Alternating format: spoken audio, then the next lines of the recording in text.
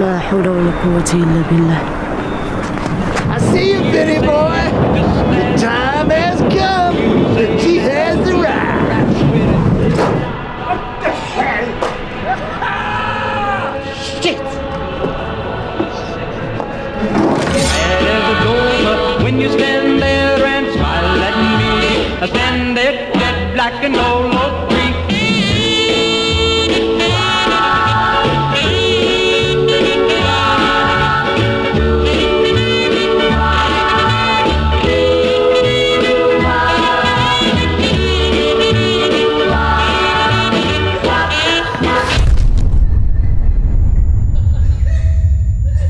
Take that, twerp. Don't come around here anymore. Gary? Hello, Gary. What ails you, my child?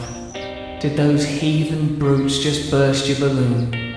Children can be real pricks sometimes. Shall we lose the balloon? Yeah. Gary, I don't want to get dark, but if it's of any comfort to you, one of the older bullies will die in a horrible method deal gone bad. You know what? Shit happens, Gary. Crying about it don't do any good. But this, Gary,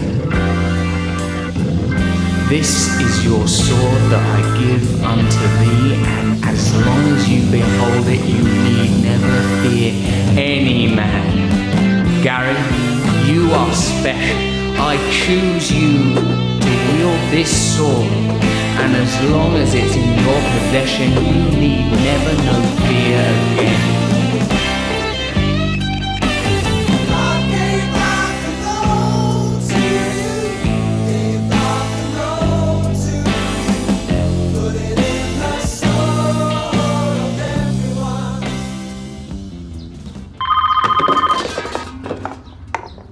Hello?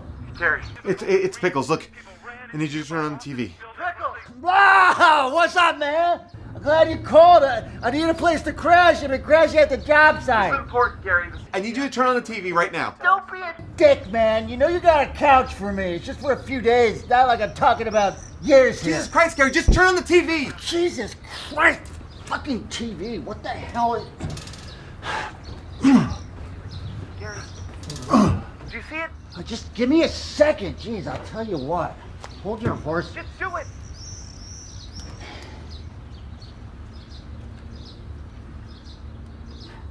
This is as close as we can get to the base of the World Trade Center. You can see the firemen assembled here, the police officers, FBI. What the hell is And this? you can see the two towers. Terrorists, man. A huge explosion got us. now raining debris on What all of terrorists? us. Get out of the way. They said there's a few planes up there they don't even have contact with. They could be coming for anyone. No, well, we gotta do something about this. Fucking A, right? America doesn't take shit. We give shit, right, Gary? No, we got to. We can't leave something this important to the goddamn government. No, not us. You mean us? I'm serious, Pickles. We gotta get on this immediately. No waiting, no hesitating. We gotta get on this right fucking now. That was nice. Fuck you, Simon Cowell, you fat fucking English prick and you stupid Rolls Royce. Think you're a fucking George Clooney wannabe? That girl, she fucking sang her heart out like Sound of Music Maria and you can't even give her a chance? That's bullshit! She left that all in the film, you prick! She can sing! She can flat out sing! And the last thing she needs is some highfalutin, arrogant English jerk-off bully telling her she's no good. Did you see that shit? What's going on, man?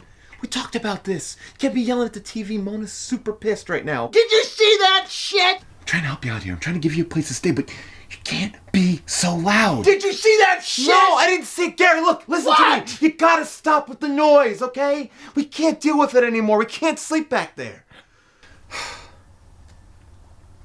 I love you, but you gotta get out of here, man. You gotta go. You're evicting me? No, I'm not evicting you. You gotta get a job. You gotta get out of here, man. I'll help you, whatever you need. You owe me money! That is such bullshit. You owe me not. money, No, we were partners on that. Partners. I got the supplies. I rebuilt it. You never even made the thing. We were gonna go halves on it. I never saw it. You never built that thing. You took that. Oh, you know what? You killed Mona's goldfish. I know it was you. You gave her that pretzel, okay? And now that goldfish is dead, she's up my ass all the time, okay? I did kill Mona's goldfish. I didn't know I overfed it. I didn't know you could overfeed a goldfish. I thought they ate as much as you fed it. That's your problem, man. You don't think you give them pretzels? I'm sorry. Shit, I'm really sorry about the goldfish, Pickles. It's all right. It's all right. Well, look, I'll let me just if I just finish tonight, and I'll clean up after myself, and then maybe I could see you at the bar tomorrow. Yeah. All right. All right, we'll go to the bar, all right? All right. And look, remember about tomorrow, Tuesday, right? What? The house. Oh, The right. house, Yeah. Okay, yeah, I remember now. All right, thanks, Pickles. So, tomorrow, you're out. Say goodnight to Mona for me, too, okay? Yeah, okay. All right. The worst part about having this bad kidney, getting dialysis 3 times a week, is they won't let me eat chicken wings. Man, this country makes the best goddamn chicken wings in the world. Now, I haven't seen the whole world. I haven't tasted the chicken wings in Africa, but I'd be willing to bet the right ball on a broke dick dog that no place makes better wings than they do here. You know, everybody says America's the best country ever, but nobody ever lists the reasons why. Me, I keep a running list, and high on this list are the chicken wings. And it all starts with the hot sauce. Now, the one I use comes from China, comes in a clear jar or a squeeze bottle. It's got the Oriental writing all over it and stuff. I mean, normally I prefer to buy American, but when it comes to hot sauce, Red China's got its beat for now. Some people like it not too spicy, but give me some Fuego ice. So that's the hot sauce. Then you need to get some honey, some brown sugar. Then you need to get some sort of fruit, like a pineapple, because it's got texture, or a peach. You put it all together in a blender. Some other reasons America's the best country ever: fastest cars. Now, some douche nugget pointed out that the Italians and the Germans make faster rides on account of their Ferraris and the Mercedes. Well, I'm talking about non-fascist automobiles. You want to speed past me in some fascist automobile? Well, good luck, hombre. You'll probably crash, and then guess who's laughing? Me. And P.S., do you remember who won the war? America. That's who. Also, I'm pretty sure more people kick ass here than in any other country. I mean, some people claim you can't quantify kick assedness. Those are usually people whose asses have been recently kicked. Hey, you remember Imelda Marcos? Imelda Marcos. Married to Ferdinand Marcos, president of the Philippines, owned a ton of shoes. All right, well, George Hamilton banged her. I banged her sister. Let me tell you about Honduras. Went down there for Mitch.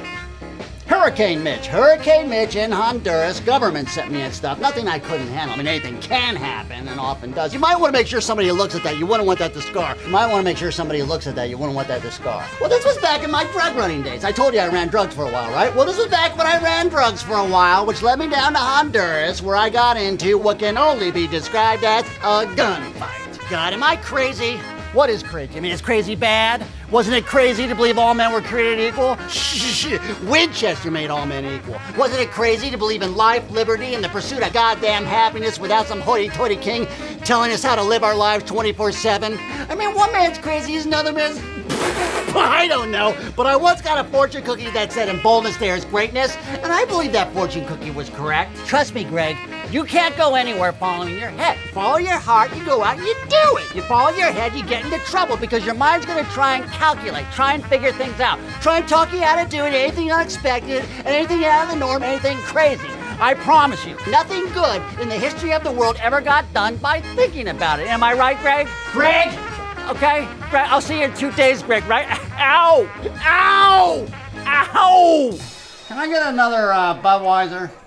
Just as long as it's American. I can't stand foreign beer. I can't stand foreign beer. I can't stand foreign whiskey. Anybody that drinks foreign beer and foreign whiskey ought to be taken out and shot as a traitor. If you're going to drink some foreign whiskey, you better make sure it's from one of our allies, like England, or, you know, one of like a neutral state, like Sweden. Hey, Gary, did you end up getting that wolf?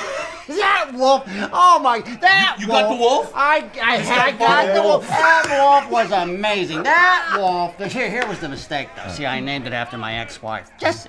Now Jessie ran off, and so did the wolf. You should be lucky. At least that's all it did, all right? Come That's on, what we man. love about you, Gary, man. It's hard to be down around you. You're Entertainment Plus. Idiots. Government clowns. Botching up the whole plan to get Bin Laden. They're botching up the plan to get Bin Laden.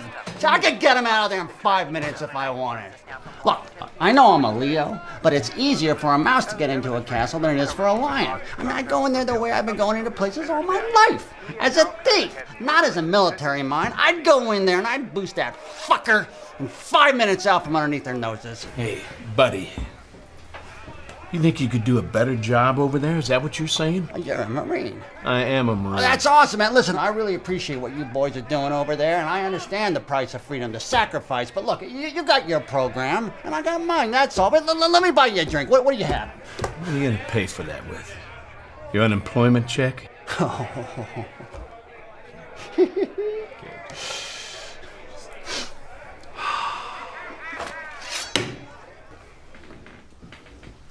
Quick contest, Semper Fi. Let's throw this knife across the room over to that dartboard. You get closest to the bullseye, I'll buy everyone in this bar a drink. Okay? I get closest, you buy me a drink, and you apologize for being a dick. A dick? Yeah. Yeah, you're on. Behold, the Knife of Kings. Not bad. Watch and learn.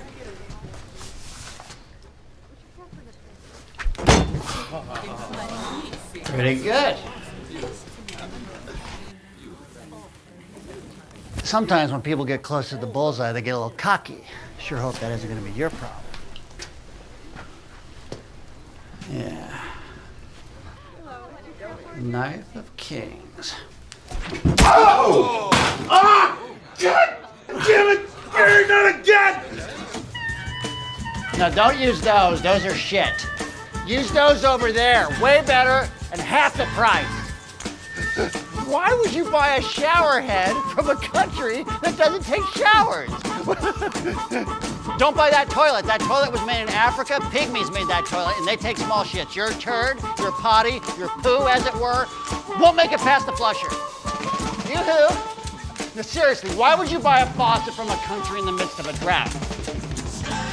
I don't know what you're putting up, but that ain't gonna hold it. I want you to trust me because I'm probably the only person in this whole store that'll tell you the truth. Now, if you need anything at all, you call me. I'm Gary Faulkner, your go-to handyman.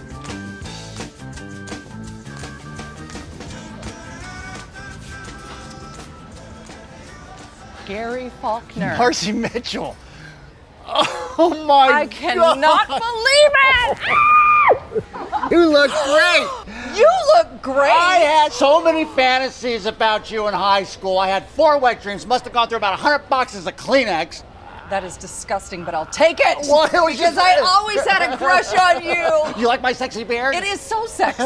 What have you been doing all these Oh, years? my life is boring. You know, the same old stuff. I, went in and out of community college, and then, now I work at the Olive Garden waiting tables, and that's not horrible. And I answer phones at a dentist office. I do calligraphy on the side, which, I hate because brides are the worst. But, Yeah.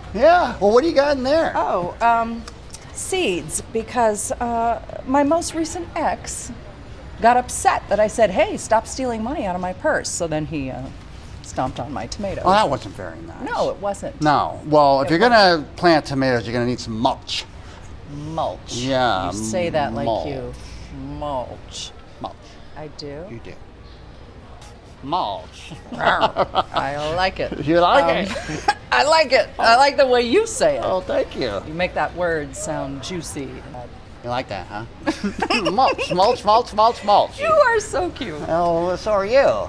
Oh, Yeah. boy. So what else? What else have you been doing? What's happening? Well, dating only idiots, because those are the kinds of people that can spend time with me with my schedule. Yeah. Losers that have nothing else to do. Yeah. You remember my sister Carrie? Sure. Yeah, she made you look like a Girl Scout. Well, she passed away, and she OD'd in Colorado Springs like 8 years ago. Oh wow, I'm sorry. She got really bad into drugs, I'm sorry. like from coke to crack to meth, and had a kid with her dealer because that's kind of stupid decision you make, but Well, what happened to the dad? oh, he got killed in prison for snitching on the Aryan Brotherhood. It sounds about right. They have their standards. And what happened to the kid? I adopted her. Oh. Lizzie, she's my little princess. She's like all I have in the world. So That's awesome. yeah, I got to keep it together because of her, and that's why I'm working 3 jobs Yeah. that I hate. Well, I'll drink to So- that. Well, you can do that. I don't do that anymore. No. That's one of the things Shit! I do. It's okay. It's okay. It's time to grow up, so I stay away from everything now. I Only making good decisions. Well, yeah, I understand that. That being said, you were fucking wild back in the day. I mean, maybe not like your sister, but you held your own. I did. Yes, you did. But, you know, those days are over. Better to do it young, right? Do you still, you still have that awesome tattoo? You know, the one that You drove know me insane. You know I. Amen. Yeah. Yeah. Oh. This is just an announcement to let you know that there is a special deal for customers called Gary that stay on the path of righteousness and avoid Poes going cheap on aisle 9, along with other tacky garden equipment. Did you hear that? What are you talking about? The announcement? I wasn't paying attention. Did you hear that voice? That was weird. That voice sounded really familiar. Really familiar. Little like spinal cord familiar, you know? Are you all right? Yeah, no, that voice. That voice. Hey, listen, do you want to get an ice cream sundae with me tonight? I got 3 jobs and a 10-year-old. I can't. Oh. Well, sometimes a swan needs its flippers.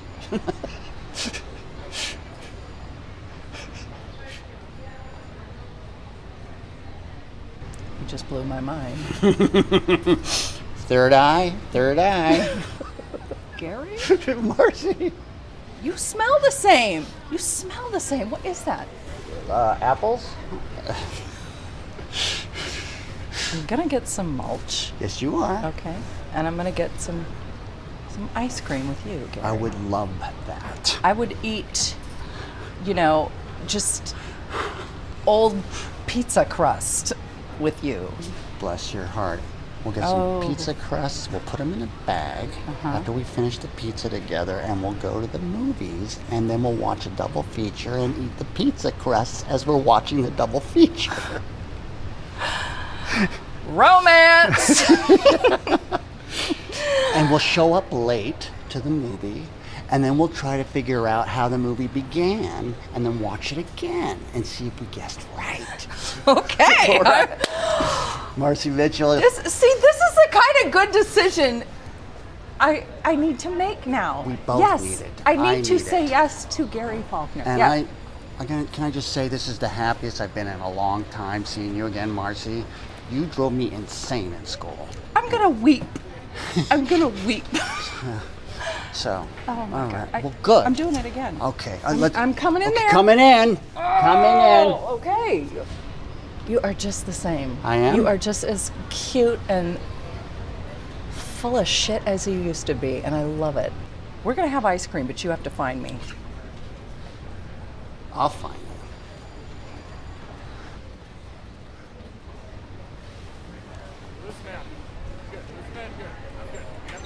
Whoa, whoa, whoa!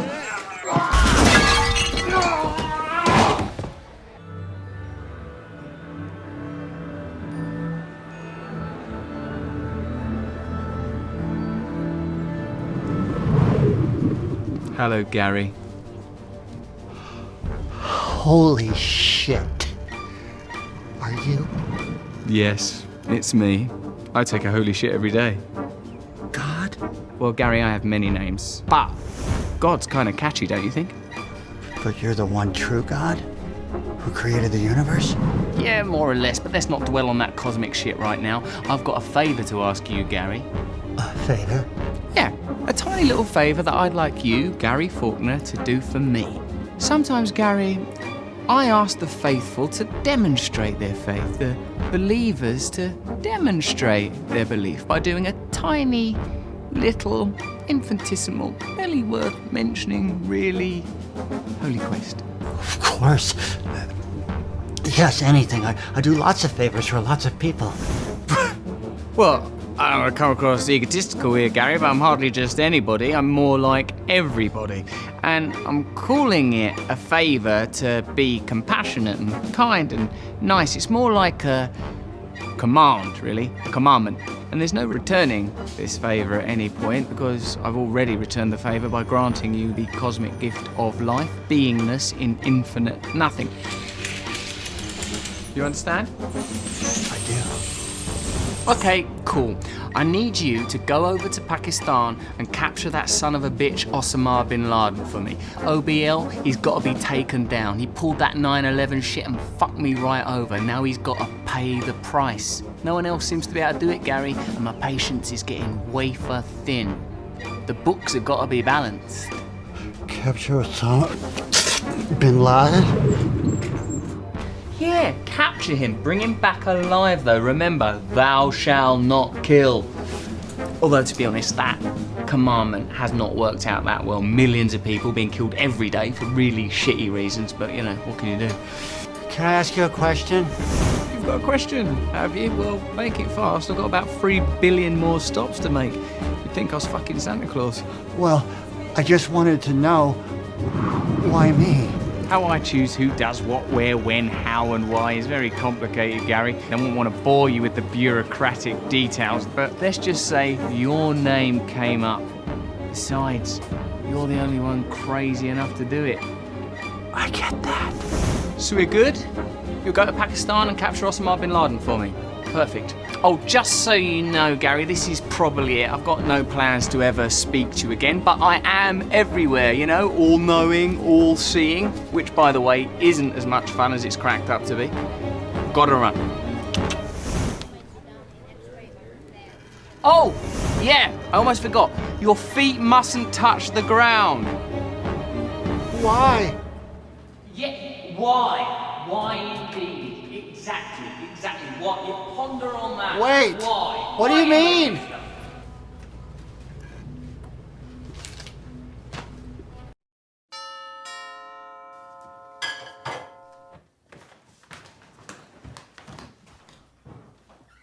Oh my God. How did you find me? I don't want to say I'm psychic, but if the shoe fits. Well, get in here. Oh, I want to introduce you to Lizzie. She's got some challenges. She doesn't talk. Oh, yeah. Well, you know, everybody talks, but only the real smart ones don't use their mouths, right, Lizzie? Oh, and you have got a killer smile, which can be used both as a friendly thing and also as a weapon, which I'm sure you're already aware of. Nonetheless, it's great to finally meet you. Lizzie, have you got a power animal? Like a spirit animal, like a guide? I'll bet you do. See, mine's the donkey. Now, my dad used to call me a jackass when I was a kid. And at first I thought it was an insult, and then I realized it's a compliment because jackasses are true, hardworking, and loyal. Now, what's your power animal? Ho, the seagull. Good choice. Butterscotch or chocolate? I'm a butterscotch man myself, but I can go either way. Just like to make sure everybody's happy with the sundaes and stuff. Butterscotch, god damn it! Looks like I'm having chocolate again. And I think I remember you like the mint chocolate chip. How the hell did you remember that? Mine like a steel trap. I was hit from on high today. The King of Kings, the Lord of Lords, God himself came to me and he put me on a mission to go to Pakistan to capture Osama bin Laden. Now, let's have some ice cream. So, you see, it's these two titans of their faith. Now, bin Laden took to a world platform to make his announcement, and now I'm making mine. So it's time for us to go toe-to-toe. You and Osama bin Laden. How does that work? What's your plan? My plan? Well, okay, you see, that right off the bat is a bit of a misnomer because it's not my plan, it's God's plan. I didn't make the rules, God did, but the plan is I need to find a way to get to Pakistan without ever having my feet touch the ground for reasons which remain a mystery to me at this very moment in time, but that I'm 100% positive will be revealed to me as soon as I need to know. God didn't explain that, huh? Well, you see, this is how it works with God. He doesn't just lay it out for you on a silver platter. You know, he gives you a sign and then you have to interpret it. It's kind of cool. It's like a guessing game. Well, how do you know if you guessed right? Oh, well, that's an easy one. I'll know I guessed right when I capture Osama bin Laden.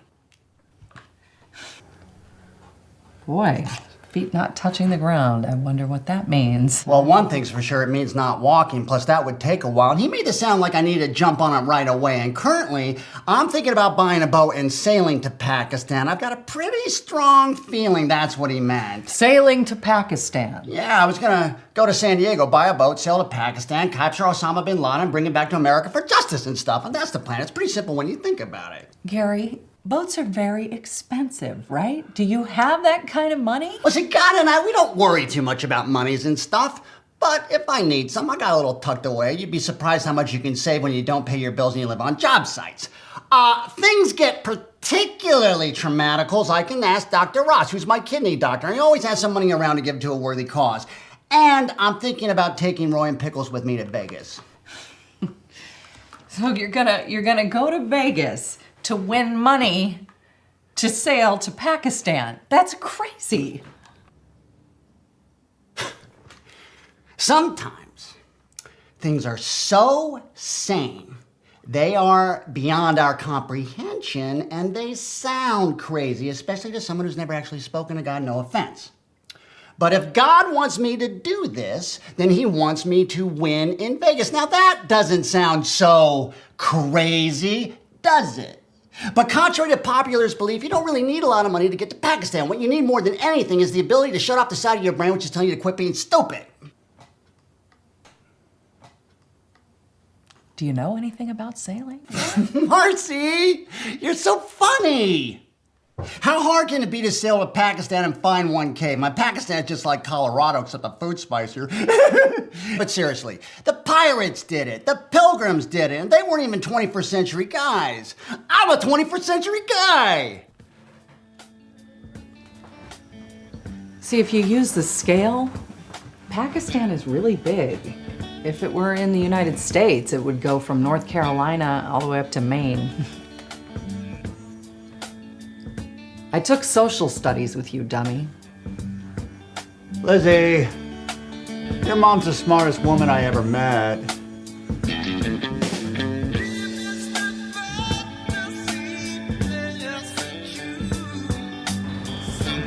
I'm doing this for people like you and Lizzie, to bring the fight into his backyard, to bring the fight to him so he doesn't come into our backyard. Well, walk me through it. What are you gonna do? Just find him and kill him? No, that would be too easy, and I was told to capture him, and I don't want to kill anyone anyway. Well, that's sweet. I mean, I think I'd just kill him on the spot, you know? I mean, not face to face. I don't want to see him face to face, but from far away, definitely. Yeah, well, if it comes down to that, then I'll drop a gun in front of him, and I'll drop a gun in front of me, and we'll draw. Fair and square, Old West style. I remember you used to shoot at that old mattress out behind the truck. I'm a crack shot. I bet you are.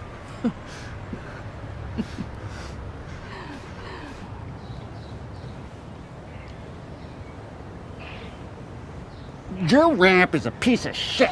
I know. It is. The guy that made it is a piece of shit. I can't afford to have it fixed right now. You and Lizzie, you deserve better. Hey, Gary.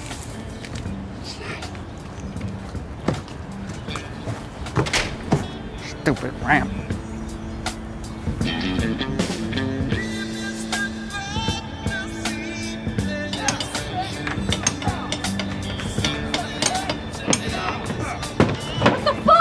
You're awful pretty first thing in the morning. I consider that a positive sign. Well, you look like shit. Oh, and you got a sense of humor, because I know that's not true. Hey, listen, these are my buddies. Roy. Good morning. Pickles. Two of the nicest dudes you'll ever meet. Thank you for what you're doing, but you know, it's really early and Lizzie's still asleep. You know, listen, when we're finished, you're going to have a brand new ramp, and it's going to be the envy of every crippled kid in the neighborhood. Okay, we don't say cripple. She's physically challenged. Oh, you mean like us guys? Yeah. thank you. How much do I owe you Marcy for this? Mitchell, not a dime. That little girl deserves the best, but it might just cost you a whole lot of love. Well, I might be a little short this month. Ooh, see, now there's that smile again.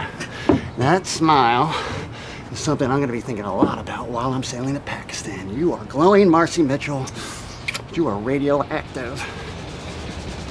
I'm telling you, it was God, like Old Testament, New Testament, Lord on high. He came to my bedside in the free clinic, and he told me to do this. And I know you guys are skeptics, Pickles. I know you're like quasi-Buddhist / Seneca and Stoic, but I'm telling you it was God. He spoke to me, and I gotta do this. Hey man, we're not arguing. We love Vegas. Gary, we were wondering, what did God look like? About how you'd imagine, maybe a little younger. That's weird. I always thought he would have looked like Phil Donahue or someone like that. I always thought it'd be like a lion with like James Earl Jones's voice. That's cool. Hey, what did God say we should play? You play whatever you want. This is God's house. It's like a church. We can't lose.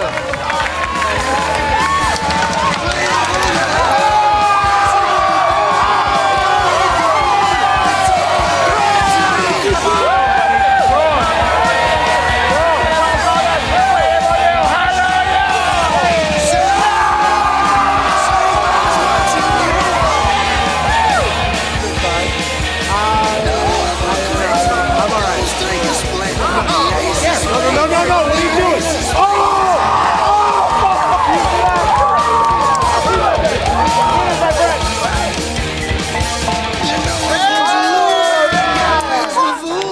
That's the way I like it, baby. I don't want to live forever.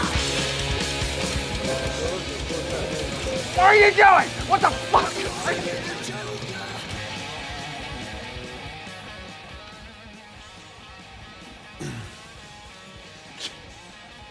Man, I haven't seen these shitheads all night. What the holy hell do you want? Hielo, pendejo, ¿qué quieres? What do a bunch of Colombian drug lords care about Al Qaeda anyway? Pues colombianos. ¿Qué chingados estás hablando, güey? Somos mexicanos de Jalisco. Venimos a ver la feria de tequila. Yeah, right. This ain't my first rodeo, hombre. Hay un rodeo en la ciudad. Hay que conseguir 2 boletos. Oye, güey, solo te lo digo una vez. Lárgate la chingada, que estás tapando el pasillo. And what if I don't? ¡Muérdalo!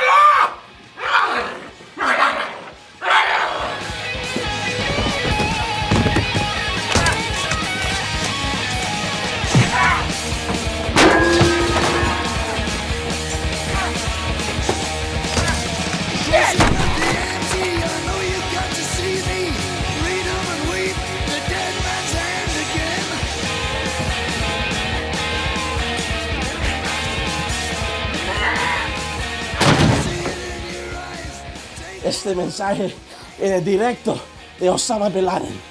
No se metan en Pakistán. ¿Entiendes? ¿Ah? Chingada madre.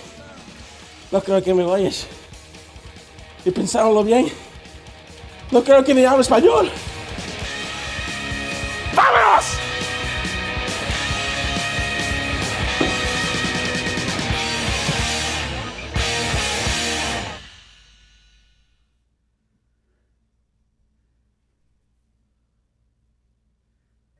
Those Colombians stole my money! Those Colombians stole my money for my trip! What Colombians? The drug ones! The ones mixed up with Al Qaeda! They took it all! What are you talking about, man? You lost your money at the tables last night. Yeah, man, you should have quit while you're ahead. You fucked up. No, it was the Colombians! Mixed up with Al Qaeda! They want me to stay out of Pakistan! Gary, please, come on, man. No! You guys want to hit the breakfast buffet? Nurse Taylor, how is Dr. Ross today? It's a golf day. Oh, it's a golf day. Good. Excellent. Excellent. Good to hear. Yeah, you'll be in good hands. But I'm looking okay in there, right? Oh, you're looking really good. Yeah, I feel good. I feel like $1 million. Feel like $1 million. Gary? Dr. Ross! Gary. Hi. Hey. See you. Listen, Nurse Taylor, is Dr. Ross, is it okay if I just talk with you in private for a minute? Absolutely. Oh, thank you. Thank you. Thank you. I know you're busy, man. I know it's 2 minutes. Yeah, sure. thank you. It's amazing. I can't believe you're still alive. I mean, your blood work is amazing. Oh, thank you. So, well, it's because of you. You and your care for me, you've kept me afloat with my kidney problem. The other thing I want to say to you, Dr. Ross, in many ways I feel like you're a brother to me. I really care so much about you because you care. You're a good man. You're a charitable man. And you care about what's going on in our country. So here's the thing. I've got a charity that I would like to maybe ask you to invest in. All right. Because I know you take that stuff seriously. I'm going to sail to Pakistan.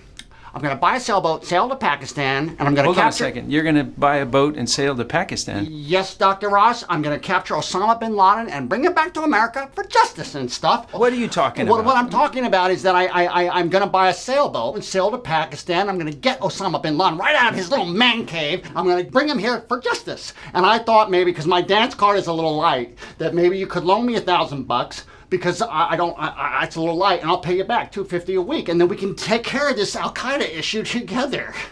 A sailboat? Yeah, to go to Pakistan to capture bin Laden. What do you really want the money for? You in some kind of trouble? Oh, I lied. Yes. I'm sorry. Lied. It's a crazy story. I mean, how could you sail a boat to Pakistan? I mean, you've got your dialysis. It's humiliating. Dr. Ross, there's a girl I really love, and I can't afford the engagement ring. There's one for $1,000 at Zales or whatever the name of the place is, and I wanted to get her a diamond ring so that I could get engaged. And I will pay you back. I'll do it. I got $250 a week coming out, or I can remodel anything in your house.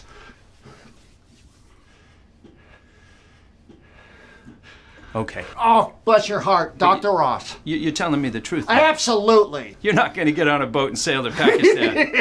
No. Osama bin Laden. Me? Look at me. Wrong. I got dialysis problems. Yeah, right. So I was wondering, how would you do dialysis if you were on a boat sailing to Pakistan? I couldn't do it. You couldn't do it. I wouldn't be able to do it. Yeah. I'll go get my check. I'll be right back.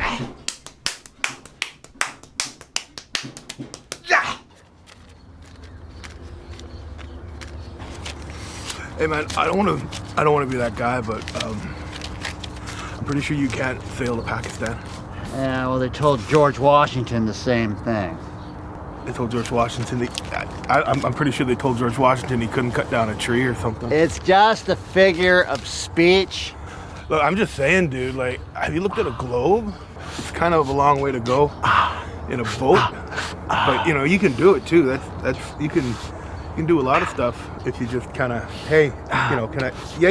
Hey, thanks. Why do people keep telling me I can't do stuff when I'm already doing it? Yeah, I got him. Yeah. Morning, sir. How you doing today? Good. Good. You know, you're parked in someone else's slip. What do you mean by slip? Slip. A slip? Yeah, I saw an empty parking space and I took it. Last time I checked, this was still America. Yeah, it's not a parking lot, it's a harbor. Uh-huh. All of these boats you see, they're all registered to people who own these slips. Okay, officer, madame, super cop, whatever your name is, let me explain something to you. Do you know who I am? Yeah, I'm Gary Faulkner, and I'm trying to do something very important here, okay? I'm trying to protect you. I'm trying to go to Pakistan so I can capture Osama bin Laden. I'm going to bring him to justice, and I think you're kind of impinging on important duty right now. Pakistan's a long way away, sir. I am fully aware of it, so if the sooner you let me do my business, the sooner I can protect you. You prepared for this trip? You got a life preserver? No, I do not have a life preserver. Safety flares? I do not have safety flares. First aid kit? I do not have a first aid kit. In fact, I've never... working knowledge of how to operate a sailboat? No, officer, I do not have any working knowledge, thus the courage, thus the bravery. I have never sailed before, which is why I broke my arm, because I was trying to higher up the sail. I was trying to higher it up. I was trying to raise it, hoist it. Okay. But don't you worry about me, because George Washington only had some wooden teeth and an insane idea to become our first president. So, I think I'm going to be okay. Okay. Gonna get you to hang tight. Very good. I'll be right back. Dig it. Okay. All right. Yeah, I need you to come down here right now.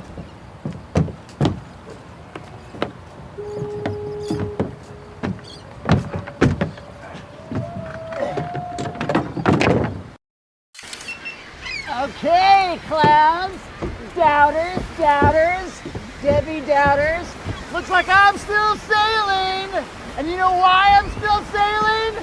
Because that's not my will, it's God's will.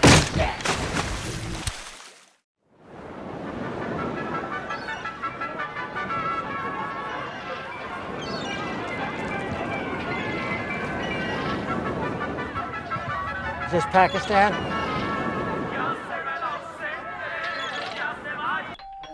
Oh my god, oh my god. Oh, Gary!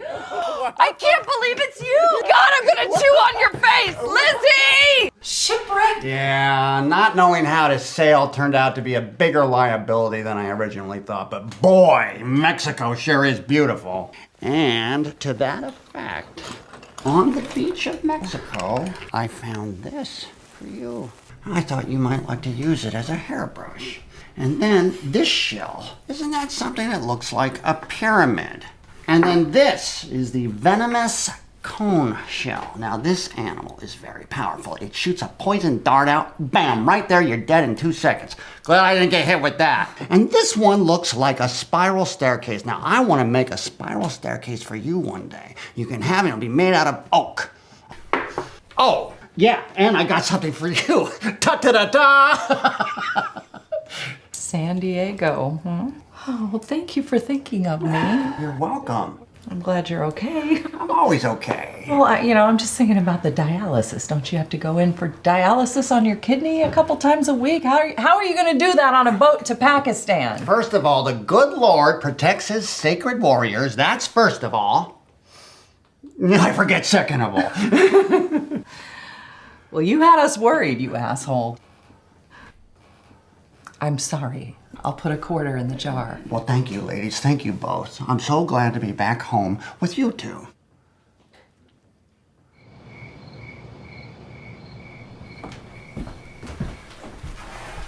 I really love that little girl. That child is amazing. And she just took to you. I've never seen her do that with somebody. I don't usually let people get close to her so quickly. I mean, you're the first guy I've had in the house since I broke up with my ex. I appreciate that. I'd do anything for her. I'd do anything for you. You can count on me. I'm not just saying that. Well, I am just saying that, but I mean it. I'm glad you're here. I like being here. Are you seeing anyone right now? No. No, I broke up with someone a year ago and It's been almost 3 years for me. Huh. You're such a stud. I figured you'd have, like, girls all over the place hidden around. No, that's just hype. I really like you. I feel I can be honest with you. Oh, I'm blushing. I feel like I'm in high school. Me too. Can I kiss you? What a gentleman. Yeah.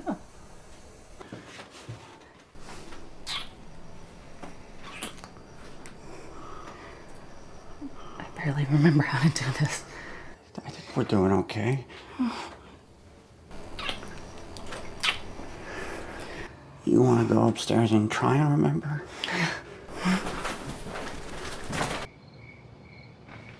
Where have you been? I've been trying to get you on the phone all the morning. I'm sorry, Mr. Cobb. I gave orders not to be disturbed. Haven't you heard the news? Jeffries escaped. News spread. Hello and welcome to An Eye for An Eye. Good evening, I'm Charles Rosewater, and welcome to Books and Shit. The game show where we reveal the flaws, inconsistencies, and frailties in people's fundamentalist belief. Let's take a look at the weather around the globe. Plenty of mental, but where's the fun? My first guest tonight is known by many names, many aliases, many pseudonyms. Yahweh, Elohim. And I've got to be honest with you folks, it does not look good at all. God, Allah, the Almighty. In fact, if you're planning a trip anywhere, I'd say cancel it. You can't buy it in a store, you can't buy it online. So you have a new book out. But you can only buy this item right here, right now. It's kind of a follow-up or a sequel to the wildly successful original. Okay, to you sugar-soaked insomniacs back home. It's called The New Testament. The New Testament. This round is going out to you. It's It's a sequel of sorts to what was called Old Testament. The Old Testament. Let's go back to where it all started, Europe. Which camera am I on? Hello? Which camera? I don't mean in the sense of the origin of man, I mean in the sense of the origin of sin. Which camera? Hello? Which one of you two breathing blood banks wants to die first? Before now, this item has lived only in the imagination of fine artisans and craftsmen. Back in the United States of America, things are pretty shitty there too. Translated into many languages, was it not? It's been translated into all languages that currently exist and several languages that have yet to emerge.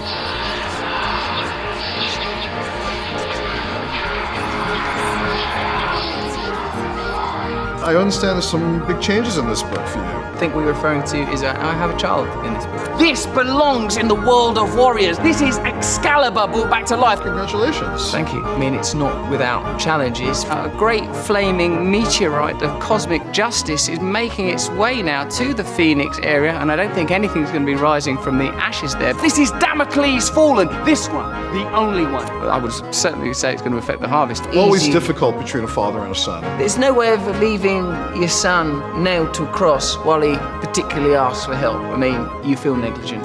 Africa is pretty typical for the time of the year. You know the drill, exploited. You know the score, decadent. Adam here, he knows it too, but still essentially dead. Are you listening to me, Gary? That's right, this is your sword, this is your justice. The kid's got an ego. I am the only way. The only way to paradise is through me. He's like a kind of Galilean Kanye West. The guy's confident. Would you tell us, what specifically is Christian evangelicism all about? Let's have a look now. In the Midwest, an earthquake there has opened up a portal to an unseen dimension. We believe that Christ is the Savior. He actually means it! Which many believe to be hell. That's certainly what Ed Gordon thinks. He sent us a little bit of footage. Let's have a look at that now. Disturbing, macabre almost, to hear those undead souls crying out for a mercy that almost certainly won't be delivered. Now, do you need to have read the first book in order to understand what's going on in this one? I think you can get a lot from New Testament without involving Old Testament at all. Scandinavia, on the other hand, conversely has plummeted into icy temperatures. Gary, reminiscent of Superman's ice palace. Focus! I regret a lot of the floods, locusts, they were overkill. This item is not for sale at $1,000. Oh no, not $100. Are you kidding me? I understand you have some very strict rules around sexuality. Yes. Not even $1. What? Don't have sex with animals. Good advice. And you know there's no prizes. Yes. It's full of tidbits like that. And you're telling me that Christ the Savior? Yes. This item is available for a penny. Gary. So the chapters are very short. I'm sorry I have to do this, but I've forgiven myself already. It's like a potato chip book. The Pacific, well, what was once the Pacific, because it's now been drained like a dirty bath. What do you think of the sword, honey? I like it. Revealing all manner of peculiar technological devices. Yeah, you better like it. That's what you're paid to do, is like it. The last girl said it was okay. She's in a fridge freezer right now somewhere in Jersey. I don't keep the key. UFOs and spaceships and more profound questions than we can ever answer in a broadcast of this nature. Something you read on the subway. Yeah, or maybe you're about to be executed. Right. Read it in yourself. Fucking penny for you, Gary, a tiny brown copper sphincter of nothingness, and you will be taking home this beautiful sword. Credit cards only. For you, Gary. Certainly, I would say this is my best one. Along to Asia, where a darkness has fallen, and it will never be light again. You know, would you say it has a happy ending? Charles, in a word, no. Gary, this item is at the lowest price tag I will ever offer, and if you think I'm lying, why are you still watching? It doesn't make sense, Gary. Join us next week for another edition of An Eye for an Eye. Why are you watching something if you think it's a lie? Focus. Eye for an eye, tooth for a tooth, makes the whole eye blind. We're talking about the future. That's the truth. We're talking about destiny, Gary. Carpe diem, seize the day, seize the moment, take the blade. Sir, That is a samurai sword. You cannot take that on the plane. No, listen, you don't understand. I need this sword to do what I have to do. Are you trying to get me killed by Al-Qaeda? Is that what you want? No, I want you to realize that you cannot take a sword onto an airplane. Can't. If there weren't people like me doing things that people like you told us that we couldn't do, then nothing great would ever get done, and America wouldn't be awesome. And let me tell you something, lady. We may have our flaws, but America is awesome. Sir, you cannot carry the sword onto the plane. Tell that to George Washington. Gary, pack the sword. Yes, my lord. Sir, we have been through this. I do not care about George Washington. You cannot go to Pakistan without an entry visa. You should have thought of that before you bought your ticket. You know, first it was the sword, which because I was being nice, I packed inside my luggage, and now it's the visa. This is a bureaucratic morass is what this is. Gary! Yes, my lord.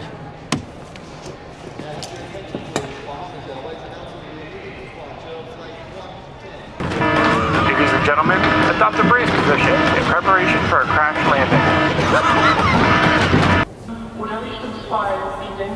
Die Aufzüge dürfen im Notfall nicht benutzt werden.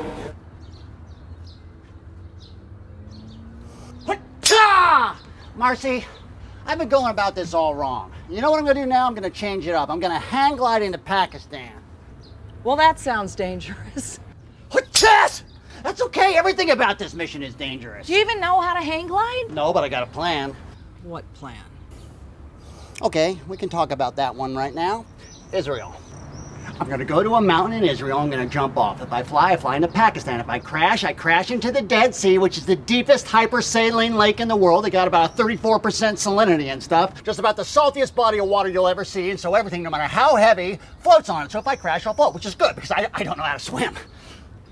No, that's a terrible idea. Marcy, every good idea sounded terrible at first. Think about it. Benny Boy won't be expecting it. That's the main thing. You gotta have the element of surprise. And the other thing you gotta have is a sword. Now, the thing about a sword is it'll put fear into someone quicker than anything out there because they know they're gonna get whacked and hacked. You get shot with a gun between the eyes, big whoop, you're dead. You go to those third world countries like, Honduras or especially Nicaragua, you see people with like half an ear cut off or no nose, no arms walking around. Well, that's because they've been in a machete fight, man. People don't like that. They'd rather be shot with a gun. But the thing is, most people in third world countries can't have bullets because they cost a lot of money. Yes! You know what? I'm rude. Look at me. Hogging all the fun. Come on, let me show you something. Marcy, come on. Look at this. Okay, turn around.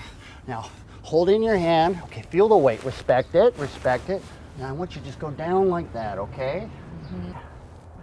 Okay, now when I toss it, you slice it. Slice and dice it. So, let's do this. Okay, here we go. And a 5, 6, 7, 8. Kapow, you did it! Yay! I see why you like this.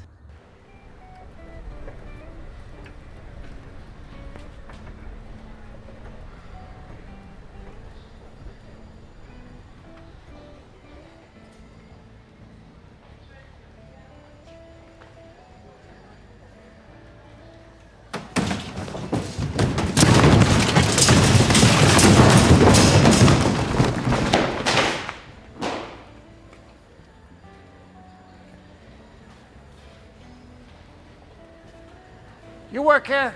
Yeah. Hey, I'm looking to buy a hang glider. Okay. Because I'm going to hang glide from a mountain in Israel. Okay. Pakistan, because I got to capture Osama bin Laden and pull him right out of his cave. It's quite the adventure. That's right. But I need a hang glider. Well, the Northwing, she's a sweet, sweet bird. Sweet bird? I like that. Sounds good. Sweet bird is what I like. Now, I was going to take a boombox. Okay. Hang it, dangle it from the hang glider. Listen to music to inspire me, to motivate me for my mission. What sort of music would you suggest would be the best music to hang glide to? Okay, well, I wouldn't hang a boombox from the wing because you're going to throw off your balance. You got to spare me the physics lesson and just answer the question. Okay, so you're looking for some like pump up, inspirational kind of. That's right. Tom Petty. Stupidest thing I've ever heard. No, you're gonna want something a little more edge. Okay. Something with like a little edge plus melody. Some doo-wop from the 50s, okay? Now, my father had 2 top 40 doo-wop songs, Country Boy and Everybody Wants to Know, and I have the 45s. I have the 45s. Okay? Now listen, if I was gonna cut that up into pieces, because I gotta get into my luggage to get over to Israel, how many pieces would I cut it into? 3, 4, 5? The thing about a hang glider is it's all one piece. You can't cut it up. Son, I can do anything. I am Gary Faulkner. I am the Donkey King.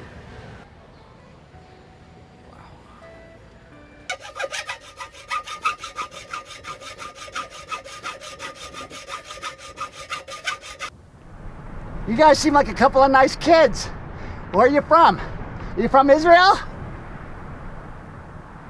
You know, this is my first time in Israel. So I went to this sporting goods shop to get this hang glider, and the douche nugget there said to me, well, Gare, you can't bring a hang glider to Israel. And I was like, well, why? Why do people keep telling me I can't do something when I just did it? Gare, can you help me out here, you know? All right, well, I'm gonna start running now. I'm gonna pick it up and I'm gonna run. I'm gonna pick it up and I'm gonna run. And you little snot-nosed monsters better get out of here, okay? You gotta get out so I can run. I said get out so I can run!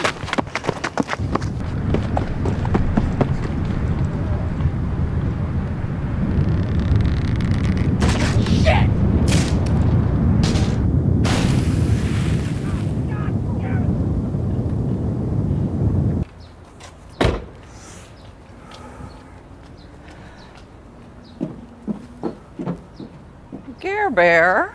Hey, babe. Look at you, having a little spa day. Huh? Thank you so much for letting me crash here again. Oh, no problem. You know, Lizzie, we both love having you here. Did you look at me? I'm as crippled as Lizzie is. Well, I mean, she's a 10-year-old girl with cerebral palsy, and you are a grown man who jumped off a cliff on purpose. I retract my previous statement. Where is she anyway? I got her a present. Oh, she's at physical therapy. I'm gonna go get her in an hour. Okay, well listen, check this out. You can buy the shit out of these things in Israel. That's water from the fucking Jordan River. That's the fucking river where fucking Jesus was baptized. She's gonna love this. Yeah. That was so thoughtful. Thank you. I got you something too. Yeah, look how beautiful that is. Israel rocks. Yeah, and it does. God, Gary, thanks. Why did I sit there and let you take that glider apart? The hang glider? Yeah. That was a lemon. Oh. Hey, you want to get behind some hedges and, you know, show me your tattoo again? You are such a little horn dog, even all banged up like this. I don't know, it ain't just animal loss, of which I have plenty, as you can well attest. Sometimes I think I need a vet. You know, I find that, I actually love you quite a bit. I love you too, Gary. But you're on a mission from God, so where does that leave me? Well, you'll have to take that up with him directly. I haven't even made it to Pakistan yet. I gotta get over there as soon as I'm healed. You trying to get yourself killed? Oh, hell no. Because it really seems like you have a death wish, Gary. Oh, hell no, I don't have a death wish. What I've got is a burning desire to do what I was designed to do. I mean, everybody's designed to do something, but other people are like, well, I'd be too scared to go over there, so they just don't go. Well, I just don't have that problem. I can go over here, I can go over there, I can go over here, because I own the place. And the reason why I can be so brazen about it is because it's not my place, it's God's place. But I'm his son.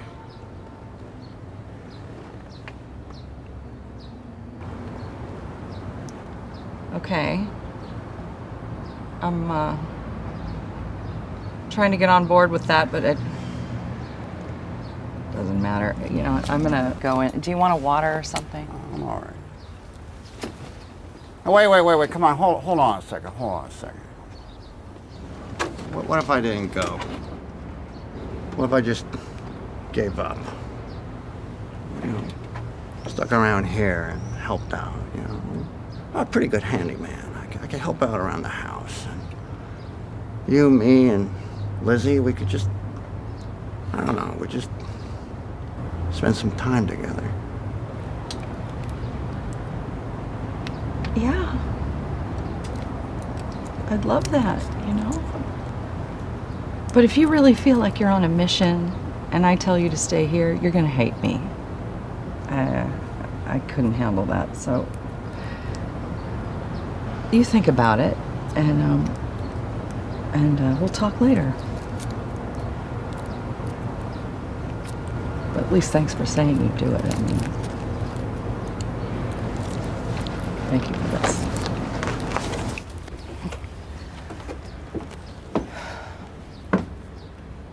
I really believe that my no woman streak is coming to an end. Whoa, nice one, Gare. Yeah, things are looking up. You know, I met this terrific lady, Marcy, and her little girl, Lizzie. She's just an angel. She's really my angel, and I'm feeling pretty good. Good for you, Gary. You're not going back to Pakistan again? You're done with that crazy shit, right? You know, I just want to enjoy my life a little bit. I mean, I want to spend some time with Marcy and with Lizzie, and I'm feeling good. So you're settling down, leaving Osama in the dust. Right now, I want to spend some time, a domestic kind of lifestyle with Marcy and Lizzie. Good for you, Gary. Yeah, that Pakistan shit, the whole Osama thing was pretty crazy. Maybe so. But Crazy is my last name. Isn't it Crazy as my middle name? Yeah. My middle name is Brooks. Same old Gary, all right. Well, that's the truth. Okay, we got a jet. We got a movie. Yeah, you should come with us. Yeah, no, I'm gonna stay here and finish my beer, and then maybe just go back to Marcy's house and enjoy my my humble little domestic lifestyle. I'll take care of this, guys. Don't worry about it. Really? Yeah, I got shit. I'm feeling good.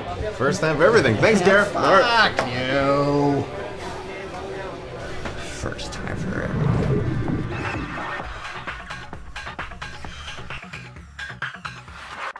Welcome, Al Qaeda Cribs, to my cave. My name is OBL, Osama bin Laden. Assalamu alaikum, all that good shit. Yo, check it. We got my main man, Abdullah, aka Arabian Nights.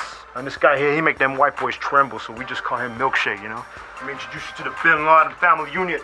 Osama Jr., Osama the Third, because Osama Jr. was stupid. We got Najwa, Khadija, Karia. Yo, Muhammad. Which one? Third from the right. Who's she? But basically, it ain't really my job to know their names. Al Qaeda Man of the Year 2001, man. So that's like my peers telling me I'm doing a good job. Bring it in. It's my Hall of Fame. You got my main man Idi Amin. Pulled some tight shit in Uganda, you know what I'm saying? You got the Libyan liberator Gaddafi, Ayatollah Khomeini. This guy got mad beard skills, man. He always sending me tips on how to keep this shit tight and like call through it. You got a couple of Kims. The baddest motherfucker alive, George W. Bush. He's straight up villain.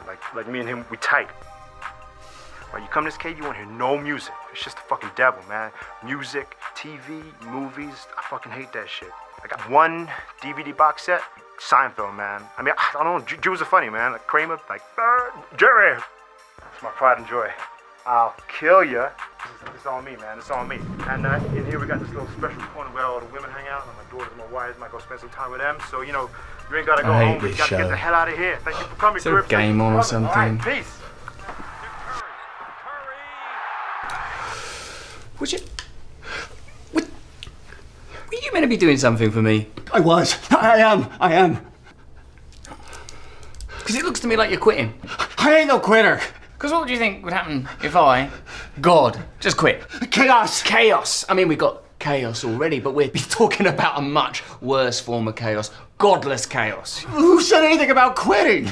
What you don't seem to appreciate, Gary, is the notion of omniscience. And that means I know everything. So I know you're thinking about Marcy, I know you're thinking about domesticity and settling down and how cute that would be. And it really bugs me when men let woman shit get in the way of man business, you know, that you would give up on what I asked you to do for pussy.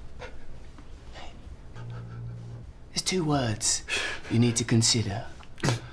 God and America. That's what this is about. Okay? So what part of I am everything, I know everything, Do you not understand? If you know everything, then why don't you tell me where to find Bitty Boy? I did tell you, Pakistan, and you can't even get there. Now you're thinking about quitting. You're a disappointment to me, Gary. I've been waiting for you to help me. I got shipwrecked. They tried to confiscate my sword. I got busted without a visa. Gary, shut the fuck up. Shut the fuck up. This is a holy quest, Gary. Holy quests are challenging. When I asked Abraham to slaughter Isaac, that was challenging. He didn't say, oh, he's my son, what am I gonna do? I love him, what am I gonna tell his mum? When I said to David, you gotta kill Goliath, it was challenging. He didn't say, look at the size of him, I can't do anything about it. It's a challenging situation that you're in. Don't remind me of the Old Testament. Don't remind me of the power of vengeance and wrath. I'm sorry, God. I'm just saying that if you know everything and you're all powerful, then why don't you go get Bin Laden yourself and every other bad guy in the world and cure the diseases and stop shitty things from happening like every day? Because, Gary, you're the most original guy in the world and you're asking me the most unoriginal question because there are an infinite number of simultaneous universes existing right now, and in one of them you're a lot less annoying. No more lame questions. It's just a question! Yeah, it's just a question to you, Gary. It's just one prayer. It's just one request, but I am the fulcrum of all. So for me, it is unrelenting, incessant, every single person's only unique request in my mind, like tinnitus. I have to take Advil the size of Pluto. I'm sorry, I was just thinking about living a more normal life. You wanted a more normal life, did you? You wanted more normal? Yeah. Look in the fucking mirror, Gary. You are abnormal. I plucked you from obscurity to fulfill a holy crusade. You're a lucky fuck. Don't you want me to be happy? What about happiness? Happy? What is this happy thing? Where do you all get so jacked up on happy? Look at me now. Do I look happy to you? Is this a happy face? No, it's not happy, is it? I really fucked up with that concept because people keep putting happiness in front of things that are truly important. It's more addictive than heroin, Gary. I thought you loved me. I thought you cared about me. You don't know what love is, Gary. I'm the most lovable entity in the universe. Damn you, Gary. Oh my God! Please don't damn me. Coming from you, that sounds very serious. It's very serious to be damned by me, Gary, because I know everything you're thinking. I know everything that's going to happen. Beer, I invented it. This bar, I invented it. Fucking, I invented it. Shitting, pissing, I invented all of it. Can you even begin to conceive of the magnitude of that? Why are you bragging? You're God. I ain't bragging, Gary. This is just an inventory of glum, tedious facts. That's too much pressure for me. I want to go home. I wanted to drink a beer with Marcy. I want to watch TV. I have free will. I have freedom of choice. I quit. When I give you a quest, it's a privilege. You should feel blessed, not burdened. So Gary, I don't want to hear any more talk about quitting, or Marcy, or TVs, or sitting and relaxing, having a beer.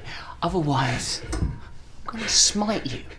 I'm going to smite you and any memory or remnant of you. Your dad, Gary Faulkner. I didn't have a son, Marcy. I don't remember meeting some twinkle-eyed, goofy, cute guy. I will eliminate you from history, all traces of you. Okay? So why don't you use your free will and freedom of choice to have a little think about that and then make the decision that will make us both proud. The beauty of a suicide vest is in its versatility. It can be worn under or over any jacket. Hi there. I'm Osama bin Laden. Once a year and only once a year, Suicide Vest Warehouse has a sale. And right now, take advantage of our limited time offer.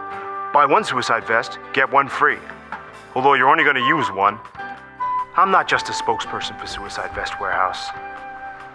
I'm its best customer. Remember, at Suicide Vest Warehouse, you'll like the way you looked.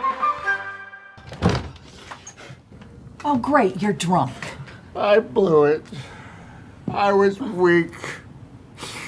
I took my eyes off the prize, and he saw it. What prize? Who are you talking about? Em, I quit. Well, what was I thinking? That was the best job I ever had. Who are you talking about? God! I'm talking about God! Here, Marcy! Who the fuck do you think you're talking to right now, Gary?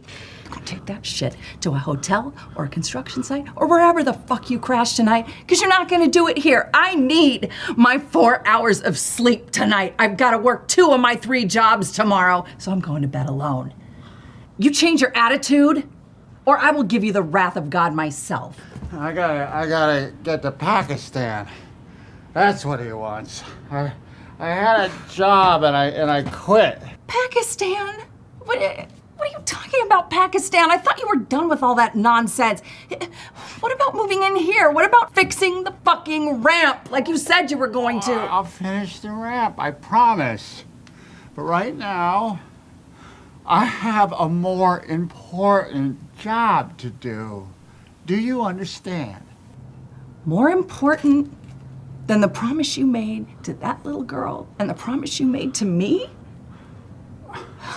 You know what? I don't need another drunken, shit-faced loser. Thank you so much, Gary. But you're done now, okay? Fuck you. So I'm going to Pakistan to capture Osama bin Laden, bring him to justice. God told me to do it. He didn't think I was being urgent enough about it, thought I was giving in to temptation again, which has been one of my problems, kept me from achieving certain things and stuff. But I'm gonna tell you what, God kicked the ever-loving shit out of me to show me the way.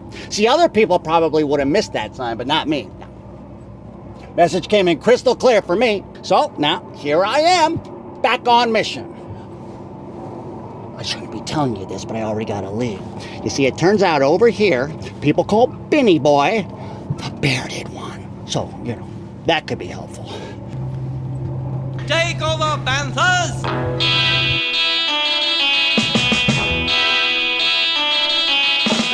Excuse me! Hey, excuse me! An American with the excuse me!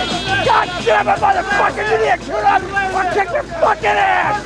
I mean, weed and booze are fine, but I like taking things a step further. And this is the one that'll jack you up if you aren't prepared for it. Endorphins. Don't let anybody ever tell you any different. You can hear a mouse fart from 200 yards. I swear to God, man, it sounds like this. Swiss cheese.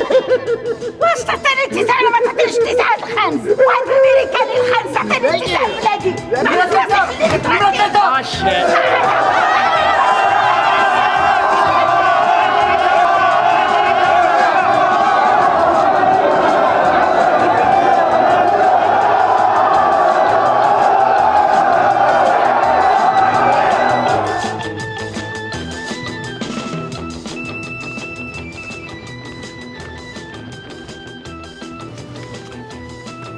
Reason for visit?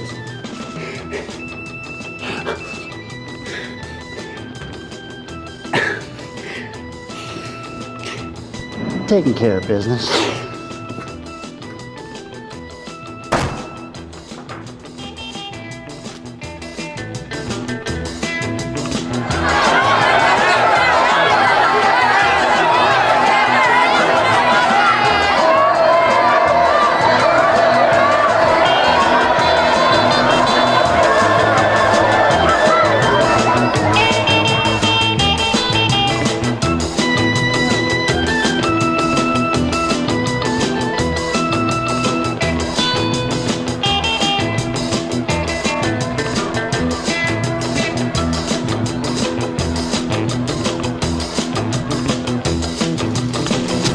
I left San Diego because I couldn't find a drink. And we went into Tijuana looking for a drink. And so I saw a strip club and I said, well, let's try that place. They probably have cocktails and stuff. But I can't do that while I'm here because I'm on a very important mission. Do you know where I can find the bearded one? So I go in, it was fully nude. Fully nude, no alcohol. Shit! So I'm sitting at the bar having a gosh damn frozen virgin margarita and this fat stripper with a gorilla tattooed on her stomach. Let me remind you, fully nude fat stripper. She looked rather like a Sasquatch. I mean, I have a story about Sasquatch, but we'll come back to that. And she keeps touching my face. Excuse me, don't touch my face. She backs up, starts gyrating. She's like, don't touch my face, don't touch my face the whole time. Shit.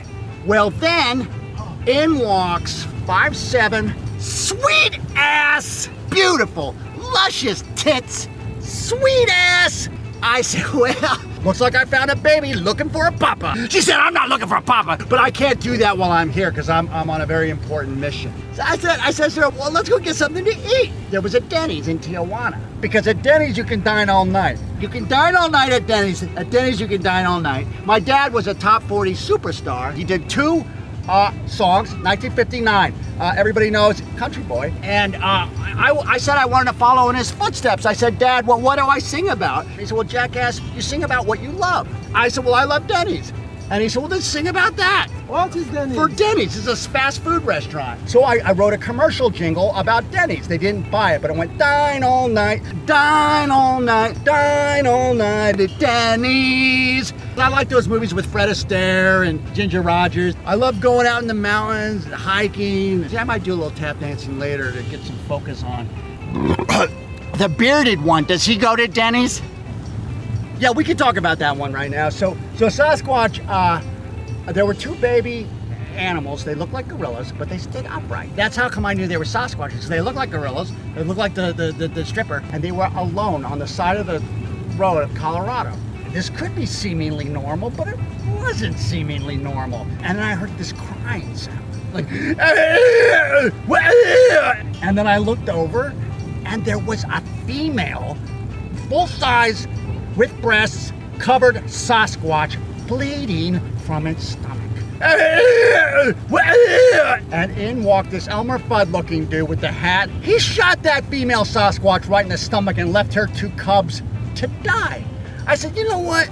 I don't really appreciate that kind of animal abuse, motherfucker. I'm gonna fucking give you an oil change and a tune-up. And I went after it, I got my knife out, I cut that guy's throat and stabbed him in the stomach. He died. The mother Sasquatch, I pat her head, I said, it's okay, look, I'll take care of your children, I promise. And that's the God's honest truth, Box Swan. I picked those 2 Sasquatch cubs up and I found the father. I said, sir, I believe you're missing some children, sir. These are your cubs. And I gave them to him. No, don't cry. Why? The Sasquatch was really upset, but he thanked me and I gave him some money and it's okay, man. Look, my friend, enjoy Pakistan. Yeah. It's beautiful. And then the other thing I was curious about, and this is kind of important, hash.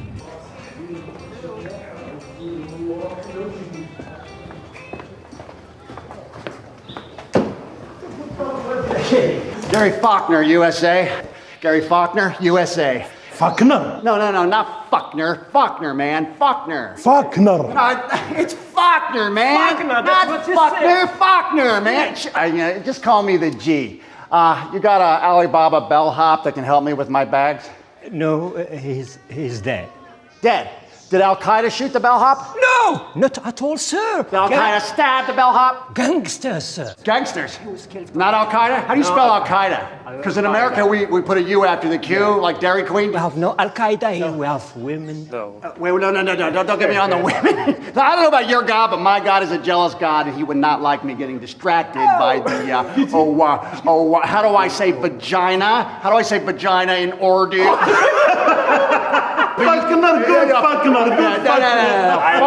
Faulkner. Just call me the G. You're so fun. I like it. Oh, yeah. All right, look, can somebody show me where my room is? I gotta get, I'm very important mission here, so. Follow me. Yeah, follow me.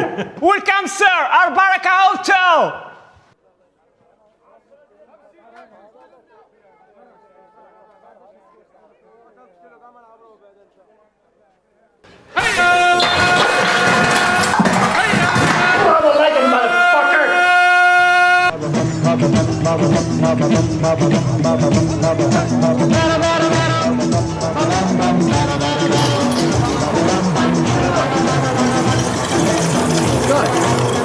Good. You got the long knives and the short knives. You got the Damascus.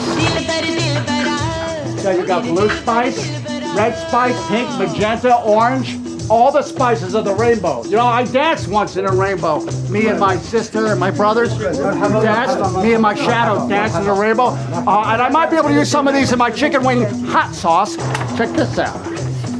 Stabbed a fat man in the streets of Honduras with this. He was a coke kingpin. Told me I had to explode a 7-year-old in a Dodge Ram. I said, nah, man. That ain't how the G rolls, man. There's some lines the G just don't cross. So I stabbed him. I stabbed him good in the streets of Honduras. You should have seen how I stabbed him good in the streets of Honduras, man. But I'm looking for a clear squeeze bottle, has a rooster on it, and Chinese writing, because the Chinese hot sauce, that's the best hot sauce. It's the Chinese hot sauce, and I need molasses. I need molasses. You have molasses? No, not jackasses. I didn't call you jackass. I said molasses. Jackass was like this. Jackass was that's a jackass.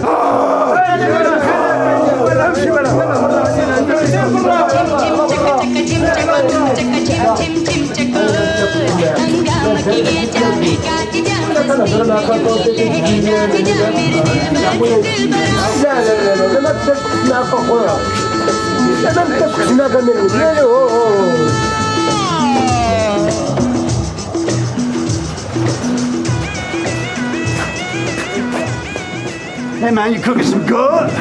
You cooking some good? You grilling good? What to eat? See, you're cooking it all wrong, man, because you're not talking to the meat. That's how come you got no customers. You gotta talk to the meat. I will show you, okay? I will show you. Thank you, baby girl. Thank you, baby girl. Thank you, baby girl. Cobra was a movie that Sylvester Stallone made in the 80s, slow. And Ronald Reagan was a very big fan. And he called Sylvester Stallone and he said, Sly, I saw Cobra. I thought it was a really good movie. And then Sylvester said, well, thank you, Ronnie. Mayor Cobra, he's a very alive character for me. We're definitely going to go for 2. He said, well, that's great, Sly. Listen, Nancy's out of town. I'd like to know if you want to come by the White House, because I'd like to suck your cock. Thank you, baby. Thank you, baby. Good. There you got it. You got it.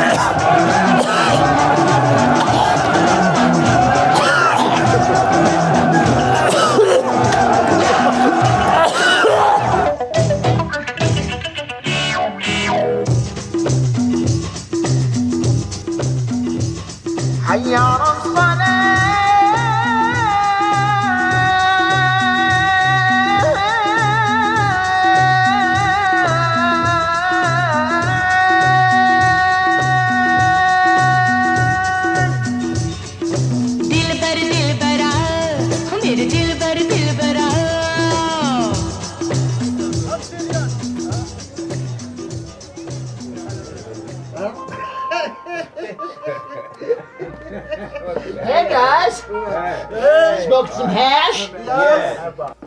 Well, I'm the G, and I'd like to get my buzz on. Oh, you recognize.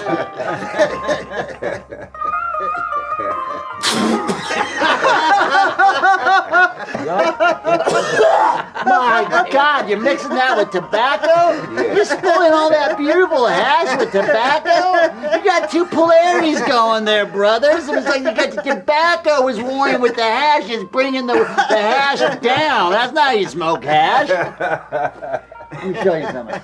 I don't even know why I'm telling you. You guys invented hash. All right, so what you do is forget about the tobacco. All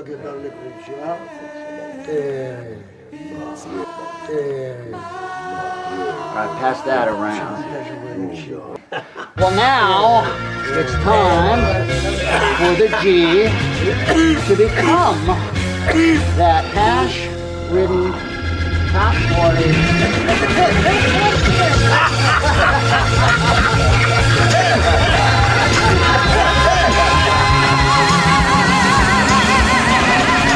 Breeze, it looked at me as it would blow. I felt the fire kindling in my mind below. Spirits laughed as one had told his joke. I felt the light shine on my face, and I awoke.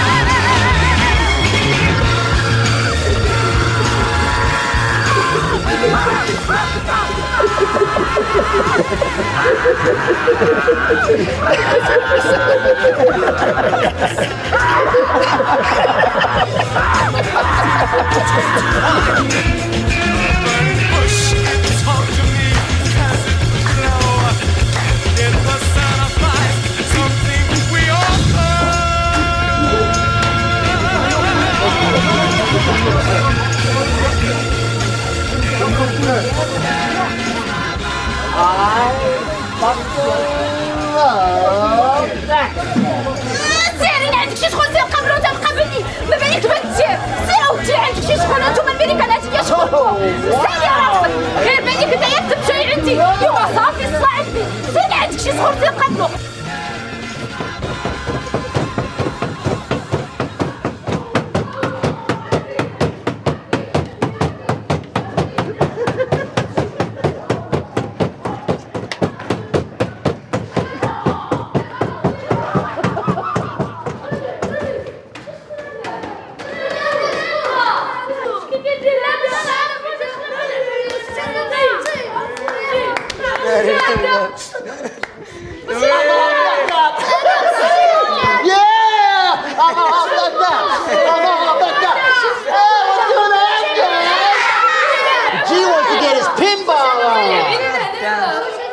No working?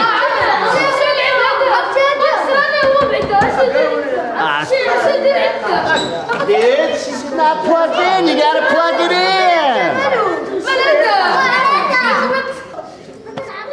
Yeah, reset button here.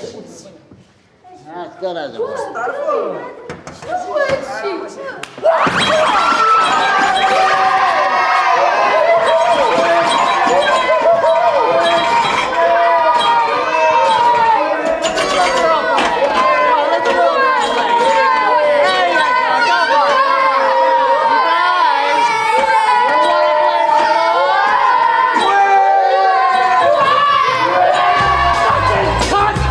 Kick your fucking ass!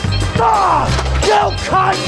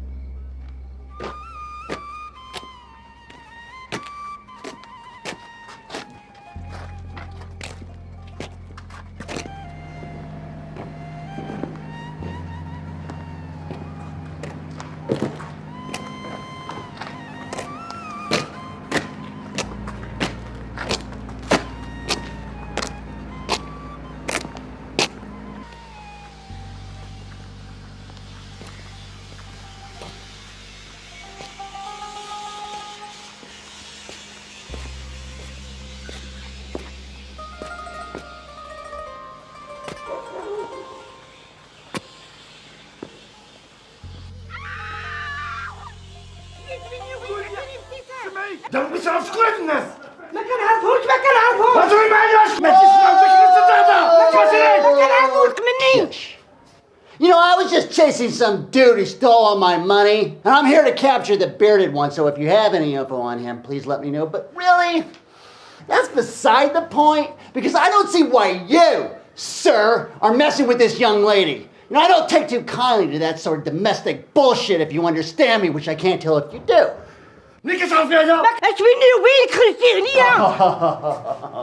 All right, so we're gonna do this. Step aside, motherfuckers. Behold, 100% pure Japanese Damascus steel. Hey, come down, what?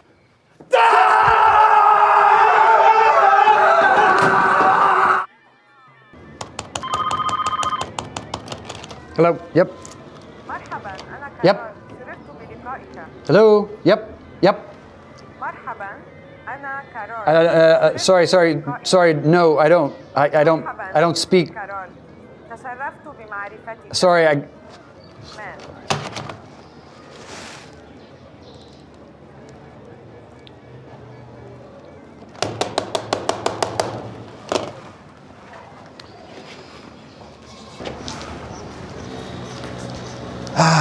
Smell that, sir?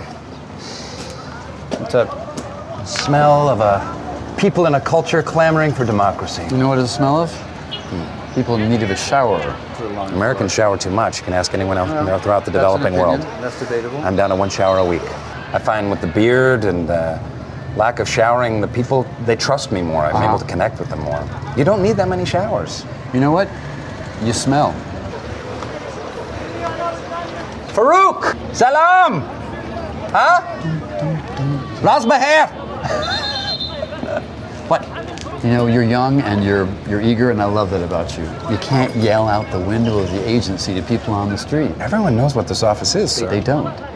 Okay. I think it's the Office for Economic Development for a small... Yes. For a small firm out of Illinois. Yeah. Why do they honk so much, you think? I mean, they honk as they drive, so it's not like they're stopped and they're honking. They're driving and they're honking. Seriously? You don't know? No, what is it? They're honking to make their voices heard.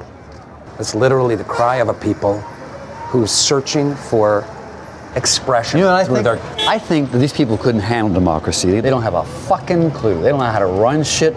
The fact that they've survived this long is a mere accident of genetic lottery. They make a lot of babies, some of those babies live, and therefore we've got this overpopulation thing. But the best thing that could happen in this country is a bomb. No, I know what a bomb is. That'd be great. Yeah, I know how a bomb sounds. I hate this place. I hate it. I hate the people. I hate the smells. I hate the noises. I hate this building. I hate my computer. I hate Kahala. What's her name? Kahala. I hate her. She gives me fucking attitude every morning. I say salam. Whatever you're supposed to say, I say salam, and she always gives me this kind of pained look, like I'm not saying it correctly. You know, in the old days, right now. What's one thing? I would fire her. I'd have her killed. If I didn't like someone like that, boom, just kill him, take him out. Boom. Exactly. Don't joke, because that shit can happen. You know what? I was undercover in Algeria. That shit can happen. I thought you were undercover in Canada. So. I was also in Canada, in Alberta. Ooh, giant insect. This will kill you. Look at her. Look at her. Look at that. Look at that. Look at that. What am I looking at? That. You can see her ass through the thing. What's the thing called? So they wear the thing to cover themselves up. I can still see her ass. Look at that baby. Look at that baby. Looks like a werebaby. What's that about? Hair is prized in this culture. Yeah, I know. Hair is a sign of virility, a sign of wisdom. Perhaps if you showered less, your follicles would fill with your own natural oils and some of your hair would come back. Let's back up for a second. I mean, how can they have such nice hair? They have shitty diets, they have no hygiene, they have no medical care, they have no infrastructure. Why do they have such nice hair? What is that? Jealous much? I am. You know what? I'm a big enough man. I can admit that I would give my left nut for that head of hair. You know, I know what it is? I know what it is. It's God's way of giving them something because they have no other gifts. They don't have the gift of reason, really. They don't have the gift of... I think their beautiful hair reflects the beauty and majesty of their spirits. Plain and simple. So what's this? This regards an American samurai who is at loose in the slums of Islamabad. What the fuck does that mean? He appeared out of nowhere and he botched an ongoing investigation. What the fuck does that mean? We've got an undercover agent, as you know, Edward Osman.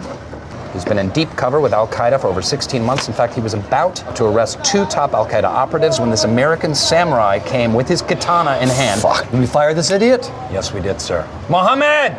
Salam! An American ninja. Samurai.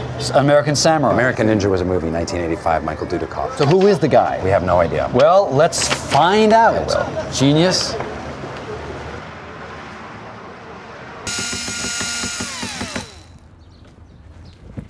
Well, I heard you were back in town. What do you think? It's great. I told you I'd finish it. I'm sorry I slammed the door in your face and yelled at you last time, but you know, you were really being crazy and I don't need that shit. Marcy Mitchell, don't you ever apologize to me for anything. You are perfect. You are an angel.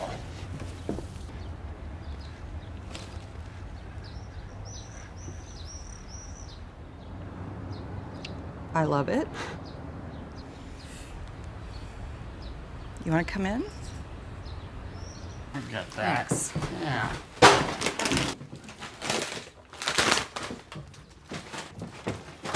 You know, I was going to make veggie lasagna tonight, if you feel like staying. I'd love to, but I gotta be straight with you because I know it's important. You know, I'm going back to Pakistan. You're going back to Pakistan. Well, yeah, I gotta get the job done. Are you afraid of anything? Does anything scare you? Well, you see, you get scared and you're like the ostrich who sticks his head in the ground when the lion's gonna jump on its ass. I mean, that ain't gonna help you out. So nothing in the whole wide world scares you? Islands. Islands? What do you mean? Like, yeah. Islands? Yeah, like Hawaii? Yeah, most people are afraid of islands. They just don't know it, but it's natural. It's natural to fear them because when you're on an island, you're surrounded in stuff. And anyway, I'm more inclined because I'm a Leo. And lions, they just have no place on an island. I mean, that's a fact. That's a fact. Do you want to know what I'm afraid of? Fact. No. That's all I got. It's a long list. Well, hey, listen. As long as I'm around, if you need any help slaying any demons, I'm your man. And what about when you're not here?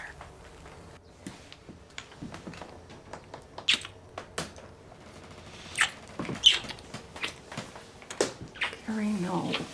Come on. Where's Lizzie? School.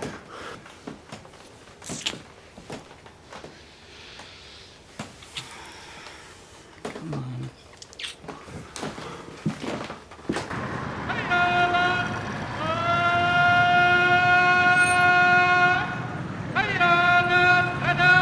Everybody really wants to know how in the world do I love you so? You take my money, calling me honey, then you laugh and look so funny, and then you say that I'm just a square, and why in the world don't I comb my hair? Do what? You think I feel? Do what? They say about you it's so real. You making me do this, making me do that. Then you say I'm just as stupid. Then you say that I look like a rat with his head chopped off and his tail skinned back. God, you take out God! Do what?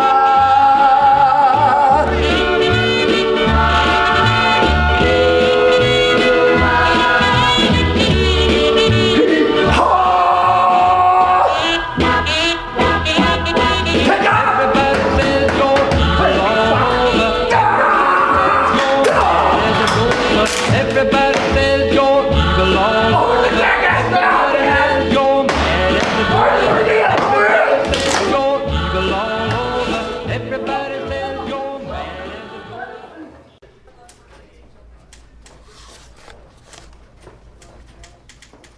And God just never gave you a sign.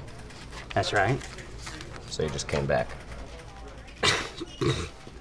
It's not my fault God didn't give me a sign. And now you want to go back to Pakistan for the 7th time? 8th. Why? To get Bin Laden. Osama bin Laden. No, Harold Bin Laden. Yes, Osama Bin Laden, the terrorist. Is this some kind of joke? No, this couldn't be any less of a joke, sir. This is as serious as a thing can get. You give me one good reason why I should stamp this, and the United States of America should let Gary Brooks Faulkner into one of the hairiest places on Earth. Well, do you believe in God and America and justice and freedom and just doing what's right? I believe I do. Well, then.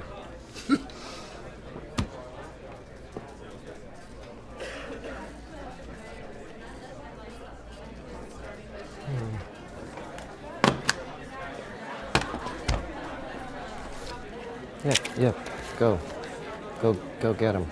You know, vodka, Russian nectar of the gods, actually goes quite well with tacos. And in America, we have 2 types of tacos. We have a flour taco, which I don't like so much, and then we have a crunchy, crispy corn taco, which is much better. I like to have that crunch.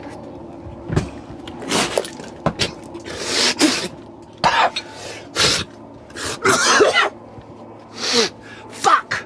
Just like my brother Gary cooked up a storm. 35 chicken wings coming up. I couldn't get the molasses, but if these aren't the best chicken wings you've ever tasted, then I'm not the Donkey King. Thank you, sir. You're so kind.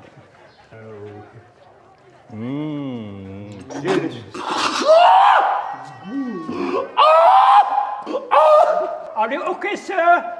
Oh, God, blood! Don't worry, sir. I know a dentist. He's very good and very cheap.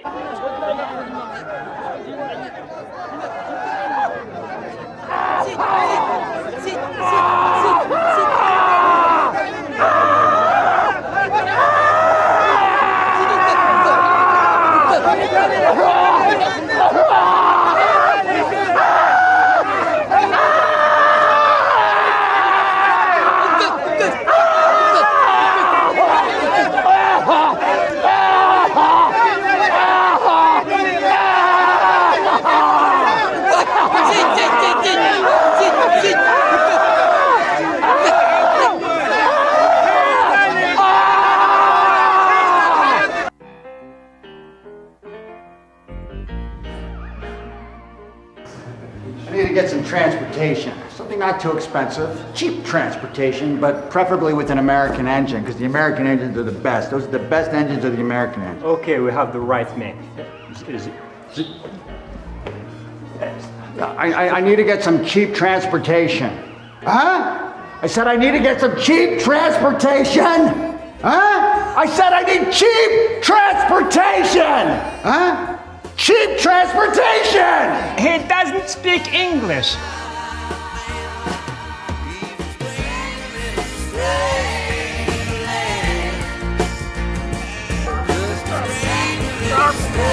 Oh, shit!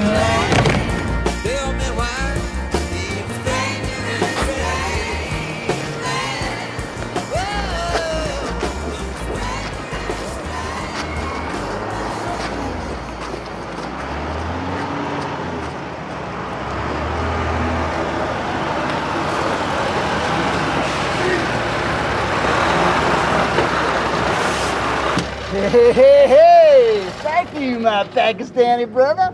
Looks like you recognize the G. Oh my God! God of gods, King of kings, Lord of lords, my sweet Lord! I am your humble servant! Please help me! Please don't smooth me! Use me as a receptacle, my mouth, my body, as a jar, as a squeeze bottle for your divine molasses. Get in the truck, Gary. Yes, my lord. Yes, my lord. Yes, my lord.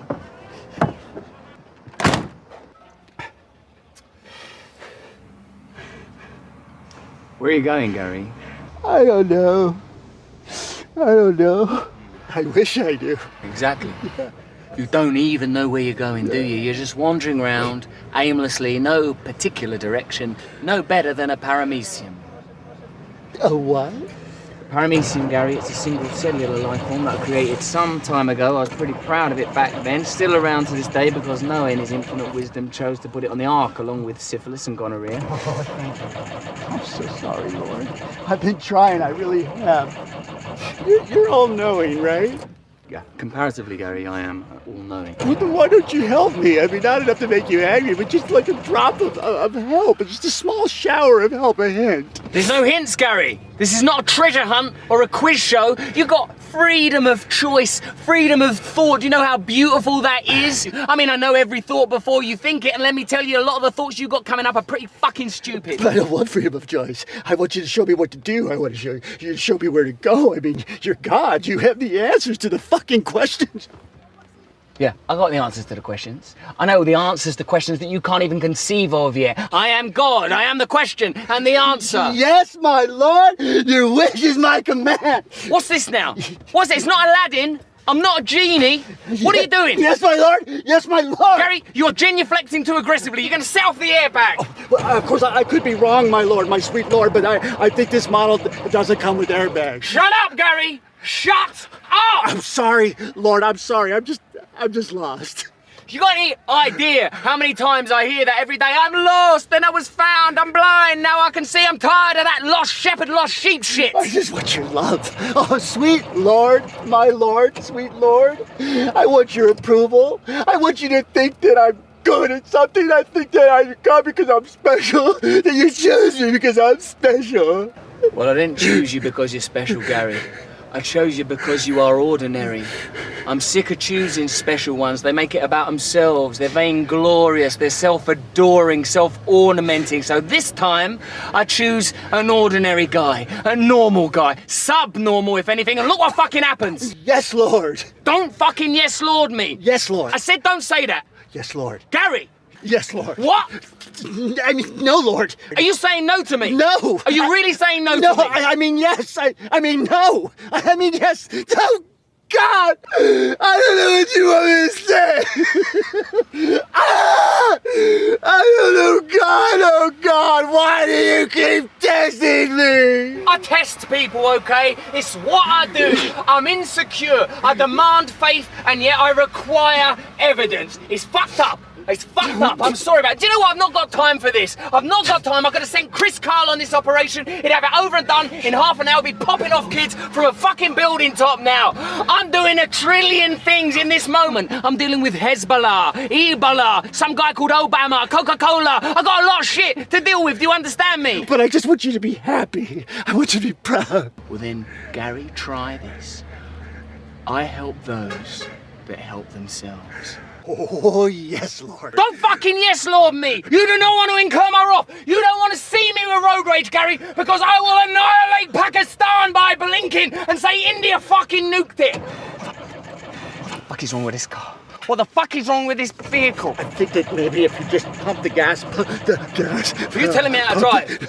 Are you seriously telling me how to drive? You know I created fire. I am God, scourge of Prometheus. Without me, there would be no combustion, Gary. So please don't tell me how to drive. I could drive 1,000 trucks simultaneously. I got a UFO floating above Arizona now, using only my mind. Oh, no, don't fucking speak in tongues. Don't pull that speaking in tongues shit with me. Oh, you're worse than Joe. Get out of the truck. I cast you from this truck for all eternity to wander truckless, with no truck, with no land. Shut the door. What the fuck is wrong with this car?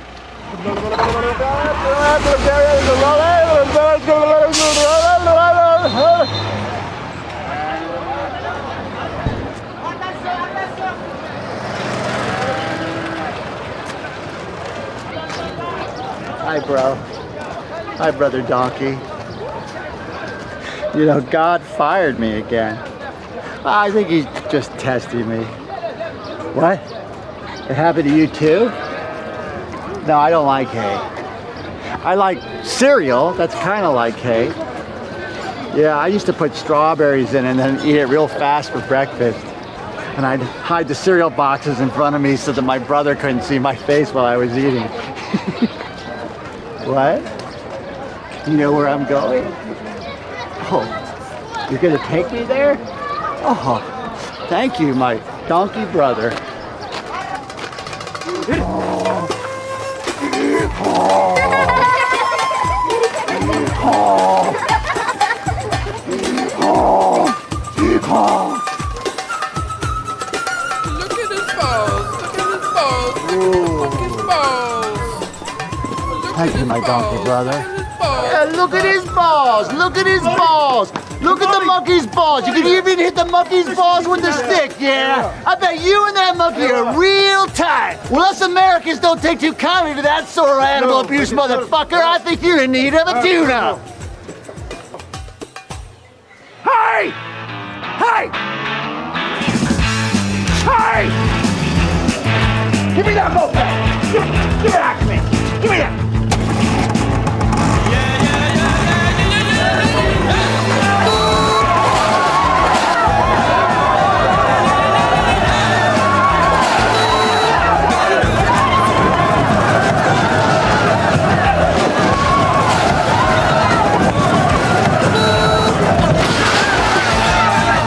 The tortoise in the hair is a bullshit story. It's so rabbit worth its weight in sand. I had to.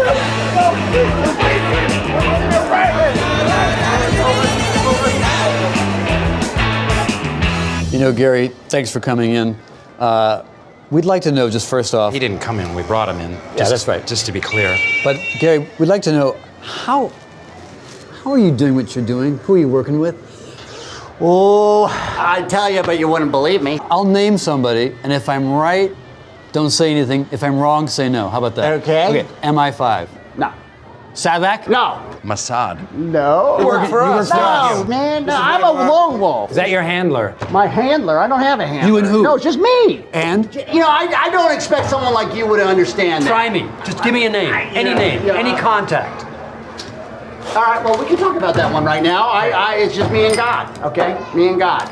And I'm his son, and I own this place because I own the moon and the stars and everything here. And the reason why I can be so bold about that is because I'm his son. Is he your handler, God? You don't know who God is? He's God.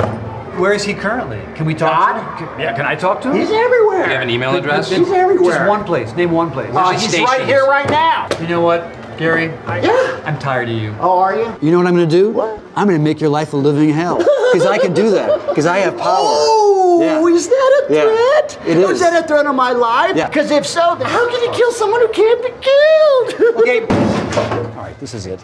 You know what? You're never going to travel again. You're grounded, mister. You're not going to get out of this country. You're going to...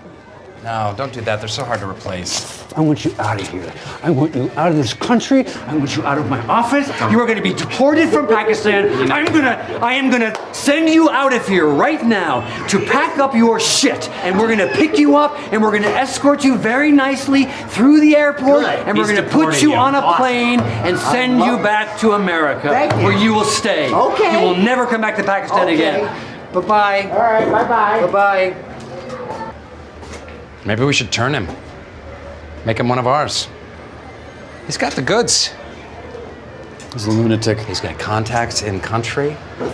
He's psychotic. That's a problem.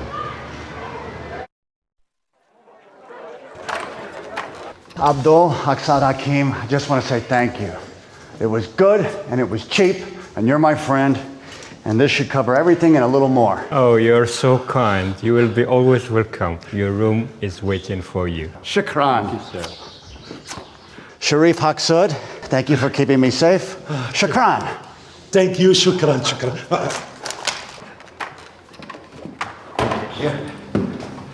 Bye, sir. Bye. We will miss you. I miss you too. Maybe I'd like to visit America one time. Oh man, you gotta come with me to America, dude. Yeah. If you come back another time, I will to visit you. Absolutely, Sharif. Yeah, thank you. Absolutely.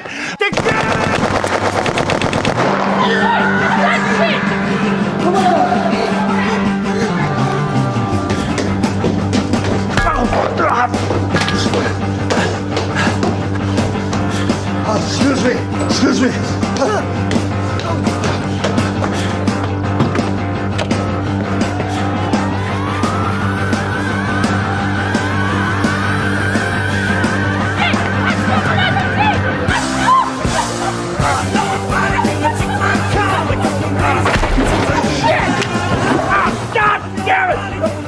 Scaffolding!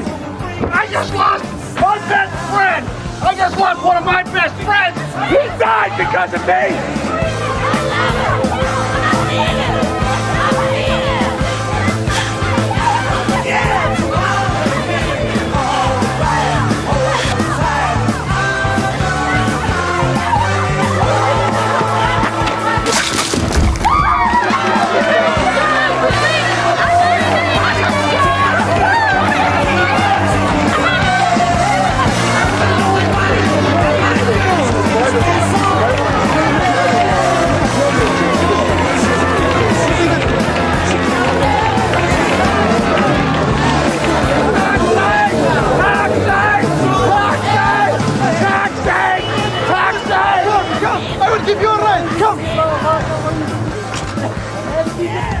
See that motorcycle?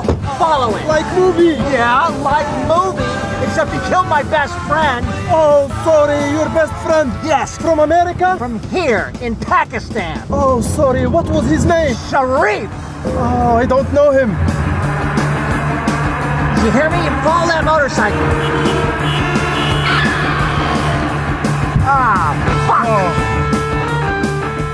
But in 1982, a Saudi Arabian Prince, bought 71. Harley Davidson electric glide motorcycles. And then he had them all buried. At the time, the Baton Rouge, they called me because they knew about my internationals. And they said, we want you to go get them. We want you to unearth them. I get it. Because I have my pistol. He sent them over to Hawk came tried in to punch me. Like, so I shot about 10 of them. I took 10 of those terrorists. I said, you better get me out of here, man.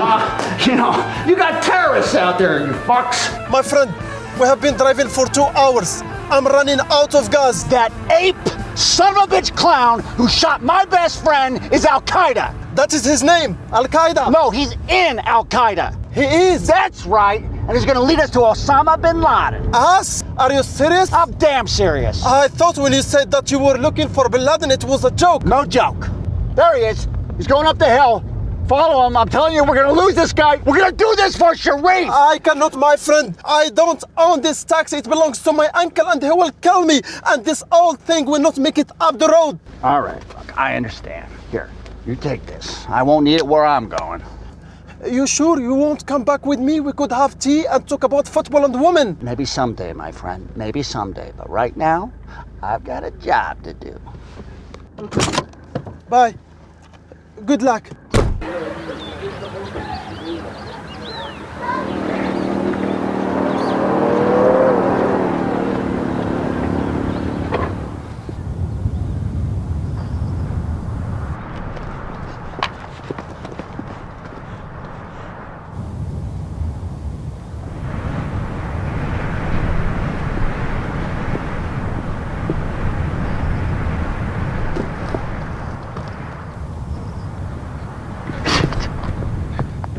Everybody really wants to know how it is that I love you so. Dr. Ross? Hey, Dr. Ross! Hi, God. Hey, Gary. Here you are. Closer to him than ever. And he's out here, isn't he? You feel him, Gary? He's out here.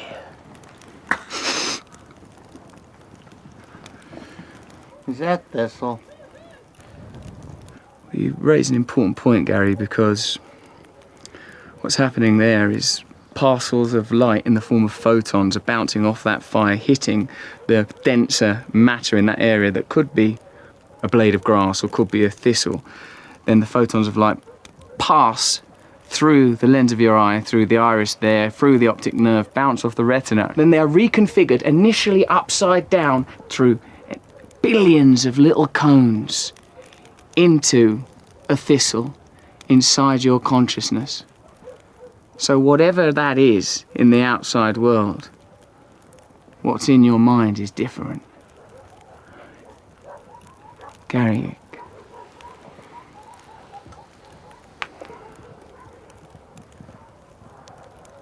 I was irresponsible in making your species, cursing you with consciousness. I've been a bad father, and you're a good son. We have connection.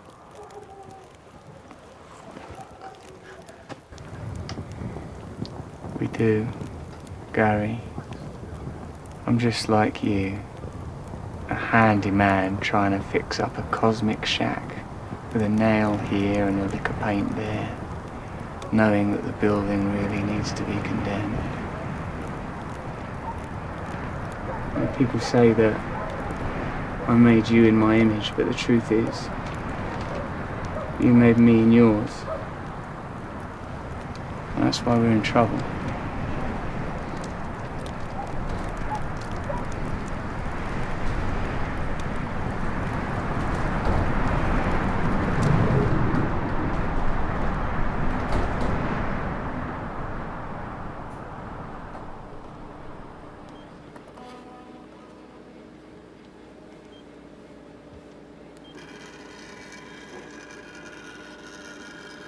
Oh,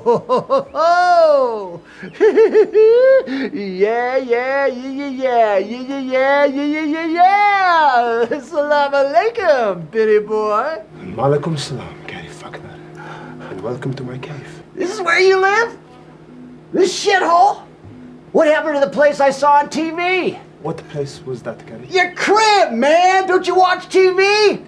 You had all those photos with the terrorists, your own customized pinball machine? What is pinball? Don't fuck with me. Gary, I have absolutely no idea what you're talking about. Oh, okay, yeah, all right. This guy. Okay, yeah, that's how we're gonna play it. I'm not playing, Gary. I never play. Yeah, that's right. You just blow up buildings and kill innocent people. I'm hardly the only one, Gary. I think you'll find America has done its fair share of the damage. Oh, twah! I'm gonna have to stop you right there. America doesn't do damage. We do justice, and there's a difference, motherfucker. You know, a lot of people think that 9/11 was some kind of a conspiracy, and I can see their point, like JFK and the other FK and all that shit. But here's how I see it. Even if you didn't do it, I still hold you responsible. 3,000 innocent people, man. Not cool. Not cool. And that is on you! Okay, Gary, well, I'm going to have a little think about that one. Yeah, well, you wouldn't be the first person who got into trouble for thinking. See, me, I don't need to think. It's a waste of time. Because everything has already been done. Gary, the reason certain things happen is often very, very complicated. Tell me, have you ever read the Quran? What, is that a trick question? It's an Arabian, motherfucker. I think it might have been translated at some point. Yeah, well, how do I know the translations are translating what it's actually saying? Touche, Gary, that's a very good point, actually. Very astute, yes. I guess we could say the same thing about the Bible. Oh, ta! I'm gonna have to stop you again. The Bible is the written word of God. It is the same in every language, and if you weren't stuck in this cave, you might know that. You know, it's really very simple. Let me see if I can explain it to you in words you might be able to understand. America is the greatest country on earth. I'm not talking about the government, might even agree with you there, a bunch of crooks and liars. I'm talking about the people, Osama. They're good people. I mean, have you even had our food? Our American food? The nachos and the tacos and the pizza and the Chinese and the chicken wings? Oh, shit! I make the best chicken wings in America, but even the worst chicken wings are better than the shit you serve here. And what about football? Not talking about soccer, a bunch of Twitter-pated guys running around in shorts kicking a stupid ball around. That's not a sport. I'm talking about cheeseheads, tailgate parties, the Super Bowl, biggest sporting event in the world, bigger than your World Cup. What world? Not my world, so that's a lie. You know, it's funny. America's so great. Everybody's invited. I mean, that's what makes it great. It's a melting pot. Even someone like you, with your 17 wives and your 42 children could be invited at a place that we have where you can have fun and you can have peace, and we call it Salt Lake City. Thank you for your invitation, Gary. It's very kind. But I have absolutely no interest in living in your country, in your world, with your decadent Western values. What's so decadent about having fun? I mean, I'm not one to back down from a fight, but I'd rather be chilling on a newly weatherproof porch, drinking a beer and smoking a joint. Well, yeah, I mean, you don't have any of that hash lying around, do you? No, Gary. I don't have any hash lying around. I don't smoke. And I don't have fun, and I don't chill either. And neither does most of the world. I get it. You're jealous. Come from a poor country. I get it. You're jealous. No. I'm from Saudi Arabia. My father's a billionaire. No shit. Is that what this is about? Get back at Daddy? Well, why take it out on us? Look at me. I mean, my dad was an asshole. You don't see me killing thousands of innocent people. He was such an asshole. He tried to kick my ass when I was 10 years old. This was back when he was with Gary Faulkner in the High Towers, had 2 top 40 hits, and we were still living in a trailer park. It was Dad singing with 4 black chicks, and between you and me, I do think he was fucking one of them. So I got home, he came at me, I jumped up on the bed because I wanted to be eye level with him. Well, I never saw it coming. That uppercut came out from under nowhere and got me right in the throat. Stop!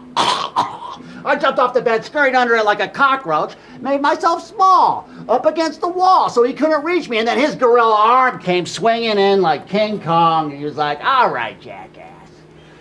I'll wait, jackass. You'll come out sometime, jackass. And then I'll kick your ass, jackass. So the stars finally left my head, finally got my air back. All right, motherfucker, that's it. We're done. So I walked down in the hall. There's Dad sitting at the head of the table like king. Fuck. I looked at him. He looked at me. And I said, and this is the God's honest truth, Benny boy. I said, if you ever hit me again, I'll slit your throat in your sleep. Well, okay, what happened after that? What do you think? We sat down and we had dinner together. You know, you're a little dense there, Osama. Okay, Gary, stop it. Stop talking. Oh, should I shut up? Is that what you're saying? Yes. I don't really know how you got in here or what you're even doing here. But I'm going to give you one chance to turn around and leave. Well, you're going to give me a chance. Yes. Yeah, I'm Osama bin Laden. Don't laugh. Hey. No, I'm Osama bin Laden. Okay. Yeah, and I'm the head of the Al-Qaeda. Hey, and I'm committed to a jihad against the West. And I will not rest until my mission is accomplished, or at least until I die a glorious, fiery death trying. Stop laughing. I had a feeling you were going to say something like that. In that case, looks like I got a job to do. Yeah. Oh, fucking break. Everybody really wants to know how in the world do I love you so? Take my money, calling me honey. Then you laugh, look so funny. Then you say that I'm just a square and what in the world do I call my hair? How in the world do you think I feel? And what they say about you is so real. You making me do this, making me do that. Then you say I'm just that stupid. Then you say that I look like a rat with his head chopped off and his tail skinned back. Everybody says you're a devil. Everybody says you're mad as a gopher. When you stand there and smile at me, stand there dead like an old tree.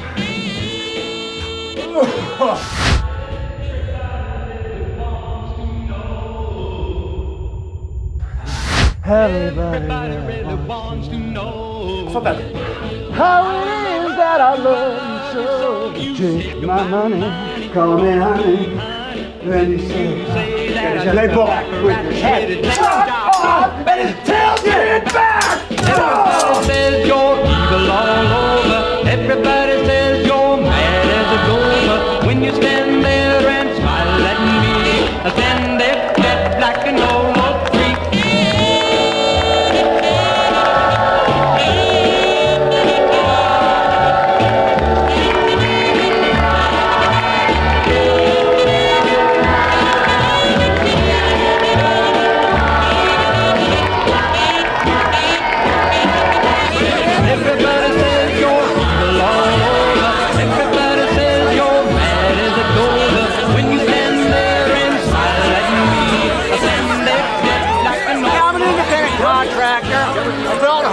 I catch bad guys, take $1 billion bow, OBL.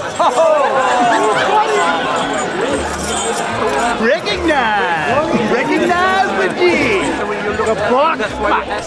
I wrote the book. Movie? This is the movie.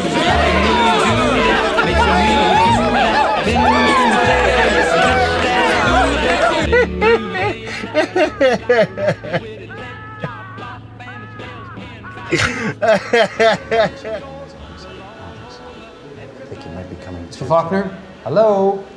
Mr. Gary? Faulkner. Mr. Faulkner, good morning. Hi. How are you feeling? Can I get you anything? A Stop Pepsi? it. Stop it. He's a diabetic. Don't give him a Pepsi. You're going to throw him into shock. Where am I? Diet Pepsi? Where am I? You were in a hospital in Islamabad. You were found You're- in a field unconscious. Where's Osama? Osama! Osama! Oh gosh, he's not here.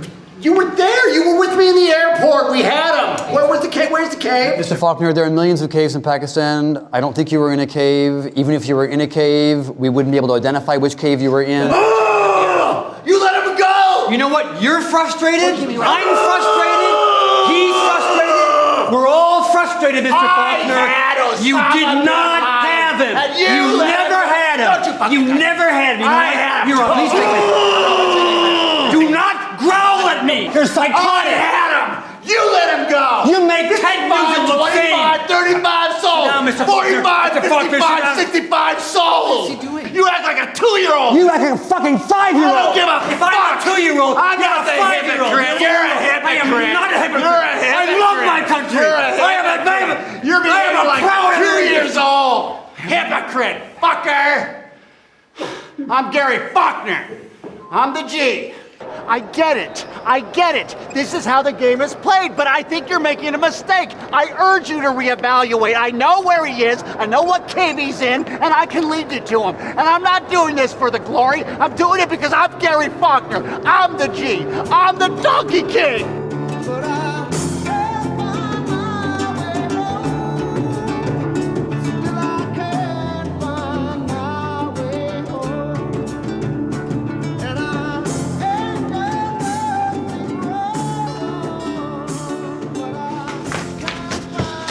Hey! I'm back! Get in here! Okay. Oh, I'm so proud of you, Lizzie! Thank you. There she is! There's my favorite girl. Oh, I've got surprises. I've got goodies. Oh, look at this. You know what this is? Look, this is an exotic dress from Pakistan. And it's your favorite color, too, Lizzie. Isn't that nice? Yeah, well, they were very nice there. They were very welcoming. And one day I'd like to take both of you there. It'd be an adventure. We'd love to go. Yeah. I hope you don't mind. I called a radio station and I told them all about you, and I Radio think they want to station? interview you. That was okay. Wow. I was bragging. Yeah. Yeah. I don't know, maybe, yeah. Okay. Sounds the interview said. Good. I said, well, we'll see. We'll see. Da da da da. Huh? Yay! You look great. I'll get it.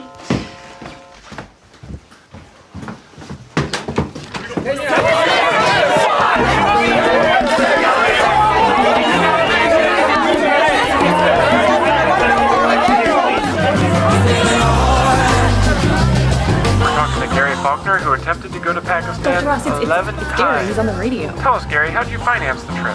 Yeah, I lied to my kidney doctor. I told him I bought an engagement ring, but really I bought a boat and tried to sail to Pakistan. I don't really have friends. I'm what you call a lone wolf. Tell us, Gary, with your newfound fame, how's the love life? Well, there's not any special one in my life, no special girl, but, so ladies, I'm unattached, okay? Hint. But listen, there is something important that I... Asshole. Yeah, you are unattached. Dick.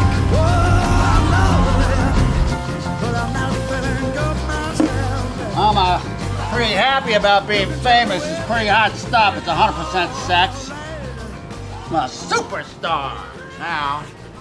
That's what this is. It's hot stuff.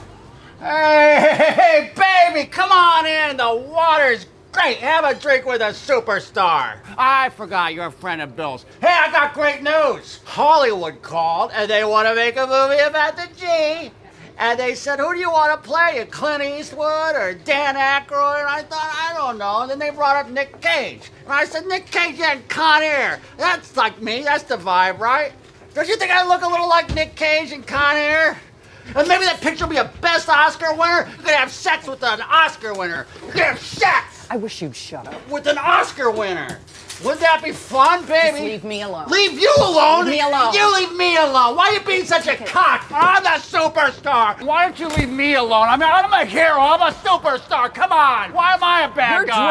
drunk. Well, okay, well, why are you being such a cock? Oh, am I being a cock? Yeah. Did you really just say that to me? Yeah, you're acting all like a cock. Like I that. heard What did I your do? interview. My interview? Yes, so? on the radio, Okay. Mr. Superstar. Well, what did I do wrong? This is an interview. I thought it was pretty good. Are you kidding? No, I thought it was a good interview. What did I say that upset you? Well, you know, there's nobody special in my life. I've just been shacking up with some girl and her kid. I gotta you talk know. like that because I gotta let the ladies know if it's not real. I'm just saying it so that I gotta keep an image going. So we Okay, so we're gonna you're roll not this one of the Beatles. We're gonna make a movie about me. We're gonna get money. We can go to Victoria's Secret together. I can dress you in lingerie. We can be like high class, like they do in the would be movies. such a fucking nightmare, Gary. What? You have gone around the world acting like a jackass, and for some Thank reason you. you're still Thank alive. You. And Yeah, you I have am a a little bit jackass. of. I'm very proud. You Well, know there's that's the my problem. power. What is that? You're problem? proud to be a jackass. Well, absolutely right. Who are you right now? Yeah, I'm a Donkey King. I'm Gary. I don't need the Donkey King. I just want Gary, sweet Gary Faulkner, who knows about mulch. Let's fix this. Let's fix this. I can I'm fix this with such you. an idiot. I have a new concept for you, and I it's am gonna such work. an idiot. You can be a harem girl. A harem girl. And we could spread love together. We'll be like sexy vampires together, and we'll bring all kinds of sexy people into our parties, and it's gonna be beautiful. Damn you. Well, I'll get it. I'm a real gentleman. Now what are you doing? Now what I'm are you doing? eating this. I have to. Oh, well, okay. Could have been a harem girl. Fuck you. Could have had fun.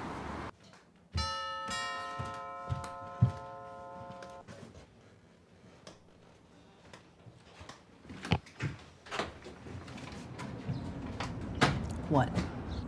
I wanted to apologize for my bad behavior. By way of explanation and not excuse, celebrity is like the Ebola virus.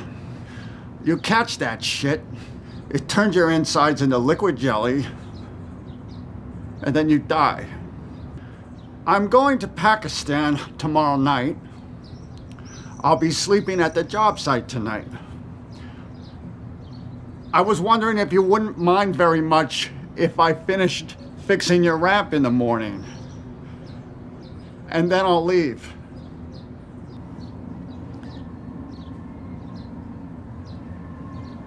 Just sleep on the couch. Come on.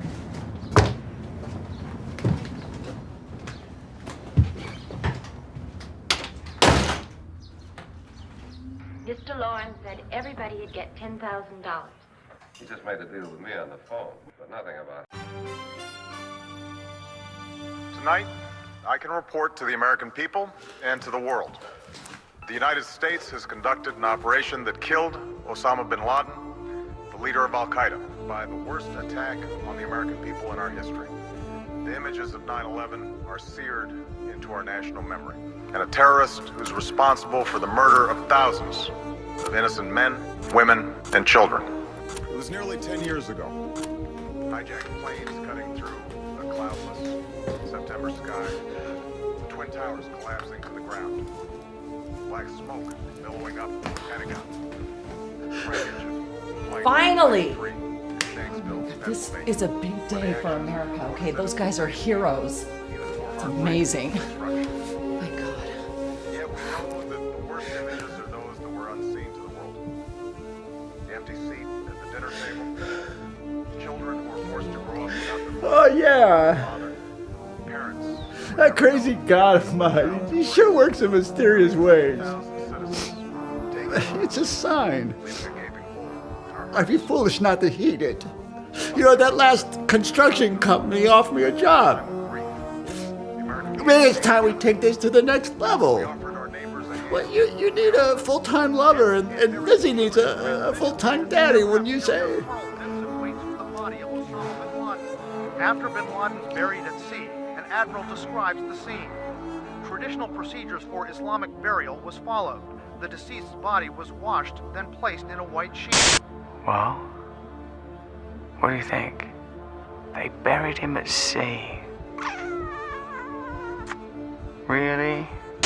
No pictures yet released, but there's still a lot more information. No, see, the government faked his death. They staged his death because the government, U.S. government, is in cahoots with bin Laden. It's about oil. Either that or they're embarrassed because they have not caught him yet, so they want to make us believe that he's dead. Otherwise, why not show us his face? Show us his body? Why the burial at sea? No, it's a lie. He's alive. He's alive. And I'm the only one who can capture him. I'm Gary Faulkner. I'm the Donkey King. It's a lie. It's a lie. I'm going back. That's right, Lizzie. When you find your purpose, you have to do what you have to do no matter what. Lizzie! This is my sword. Well, it was my sword. Now it's your sword. Wait a minute. You don't need a sword. This is just a stick to hold a balloon.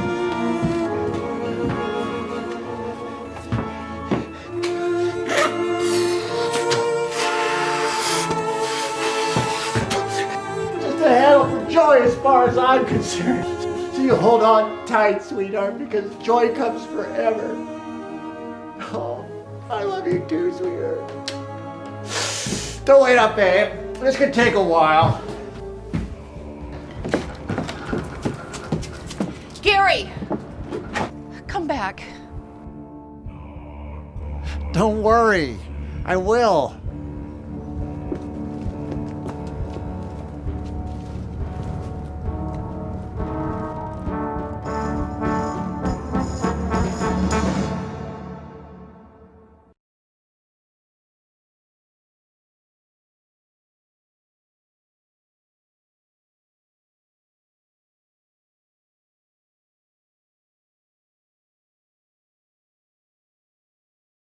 What were you doing on 9/11 itself? Well, that's disputable too. But I just gotten back from Honduras. I was doing some aid after Mitch in Honduras. Some what? Aid for Mitch, the Hurricane Mitch that hit Honduras. I see. And so you just had gone down to Honduras to help out down there and volunteer? Yeah, shot down there. Well, actually, the government got in touch with me. What happened was, 2 diesels were sent down there with supplies and stuff. Once they hit in Mexico, no one heard from the drivers or the trucks anymore. Yeah, But anyway, they contacted me and they said, look, we had some big supplies to go down to Honduras, and they just disappeared and stuff. And we would like to know if you'd like to try and take a load down there and stuff. Big old diesel load and stuff. And he says, well, that's cool, no problem. Oh, the funny thing is death is just another transition in life. So then later that day we went to a little carnival and we got a balloon instead of the ones full of helium, you know, on a little stick and stuff. Well, once a balloon popped or whatever, so the stick was left. So I'm having another one of these visions and stuff, and it's really getting deep. And my mom comes up to me, she goes, okay, this is your sword. You take this sword, and when they come at you again, you kill them, and you kill every one of them. The thing about the sword is, a sword will put fear in someone's heart quicker than anything else out there. Because you know you're going to get whacked in the head. All right, you get shot between the eyes, you're dead. You go to like third world countries, like especially like Honduras, Nicaragua and stuff, you see people going around with no arm or half an ear off or jacket. They got into a machete fight. Right. Okay, we can talk about that one right now. If you're gonna do it right. You know, I mean, too many jerk-offs out there, half-ass stuff. I can't do that. Right. I just like free dancing. I actually, to tell you the truth, I'd really love to learn to do some tap dancing. You know, and I didn't understand it, but I did understand one thing. Go with it. Just do it. Don't argue. Don't try and make it in your mind. Don't do anything. Just do it. So I got out to go into the halfway house in Fort Collins, and I told her, I says, we gotta separate. We have divorce and stuff, get apart and things like this. And it was the best thing because my life at that time was very violent and wild. Anyway. Like I said, I'm dealing with some very heavy duty characters and then running down to Mexico picking up some stuff. In your opinion, what is a man? What defines a man? What really defines a man? We got a lot of things and stuff like that. And I have to say, beyond a shadow of a doubt, what really defines a man is to know your place. Everyone has a place. Like you're an actor. You're a great actor. I'm not. But I go do what I do. But you do what you do. Did you ever want to be an actor? Yeah, I wanted to be singer. My dad used to be a singer. As a matter of fact, I brought a couple. Oh, I forgot him. I think, damn. He had 2 top 40 hits when I was born in 1959. Really? Yeah. Gary Faulkner and the Hightowers. First song is Everybody, and I got the little record still too. One is called Everybody, and the other one's Country Boy. Yeah, school was not good for this kid. No. So we actually moved out here to up to Colorado in 2nd grade, a year later after these visions and stuff. But then the visions stopped after they were all dead and stuff. So, okay, cool, everything's back to seemingly normal. But it wasn't seemingly normal. 1st grade, 2nd grade now, we're just walking along and here comes these kids that are bullies and stuff. And so they stop us and they start talking crap. And so it was me and 2 little kids with me and my buddies. And they punched the first kid and he goes down. And then they beat and punch on this other kid. And then they come to me. Well, look, I'm gonna flight right now, but I'll be back in a minute. I'm gonna kick your ass. So I stood up on the bed, be eye level. Never saw it come. He came in with undercut right to my throat, man. It sent me back. I hit the bed and I had enough sense to roll over and roll under all the way back against the wall. Well, he couldn't get to me because there's not enough room to get him. He tells me, you'll come out of there. I'll get you when you come out of there. So once I regained full senses and could talk again and stuff, we're gonna nip this in the butt right now. I step out in the hallway and I'm looking down at him sitting at the table and he looks at me. I told him, and this is God's honest truth, you ever put your hands on me again, I'm gonna cut your fucking throat in your sleep. But I like going the step further, and this is the one that jacks you. If you're not prepared for it, endorphins. Don't let anyone ever tell you ain't different. You can hear a mouse fart from 200 yards. I swear to God, man. It sounds like this Swiss cheese. This is how you have to look at it when you're looking at the world in my eyes and my view. I own this place. I own everything in this building. I own the air, I own the sky, I own the clouds, I own the stars, I own the sun, the moon. I own all those buildings, those cars, and everything out there. And the reason why I could say that with such boldness is because everything is God's, my Father's. Right. And what's my Father's is mine. Right. So when I walk in and I see a situation, I deal with it. I'm not allowed not to. Right. See, that's the thing. But I'm not allowed to start a situation that wasn't already previously there, or I could finish a situation that came before me. Pickles, I haven't seen Pickles for a few years because when we got back from Vegas, like they say, what happens in Vegas? Now that was back in the time I was partying. It's not true, is it? I'm supposed to go to Los Angeles and get my passport stamped for the embassy. Right. I forgot why I was going here the whole time. We were having such a good time and then drove back. Actually, we didn't drive back. I'm on a bus and I wake up and I'm in this bus and not because Montana was there taking my picture. Do you have any favorite movies? Not mine, but any other movies that inspire or movie stars or stuff like that. I want to know about your favorite or even comedians. TV shows, right? Like your all right. interests. One of my let's do comedy first. Okay. My favorite. Let me see if there's a second one. You caught me on off guard here because I was on another track.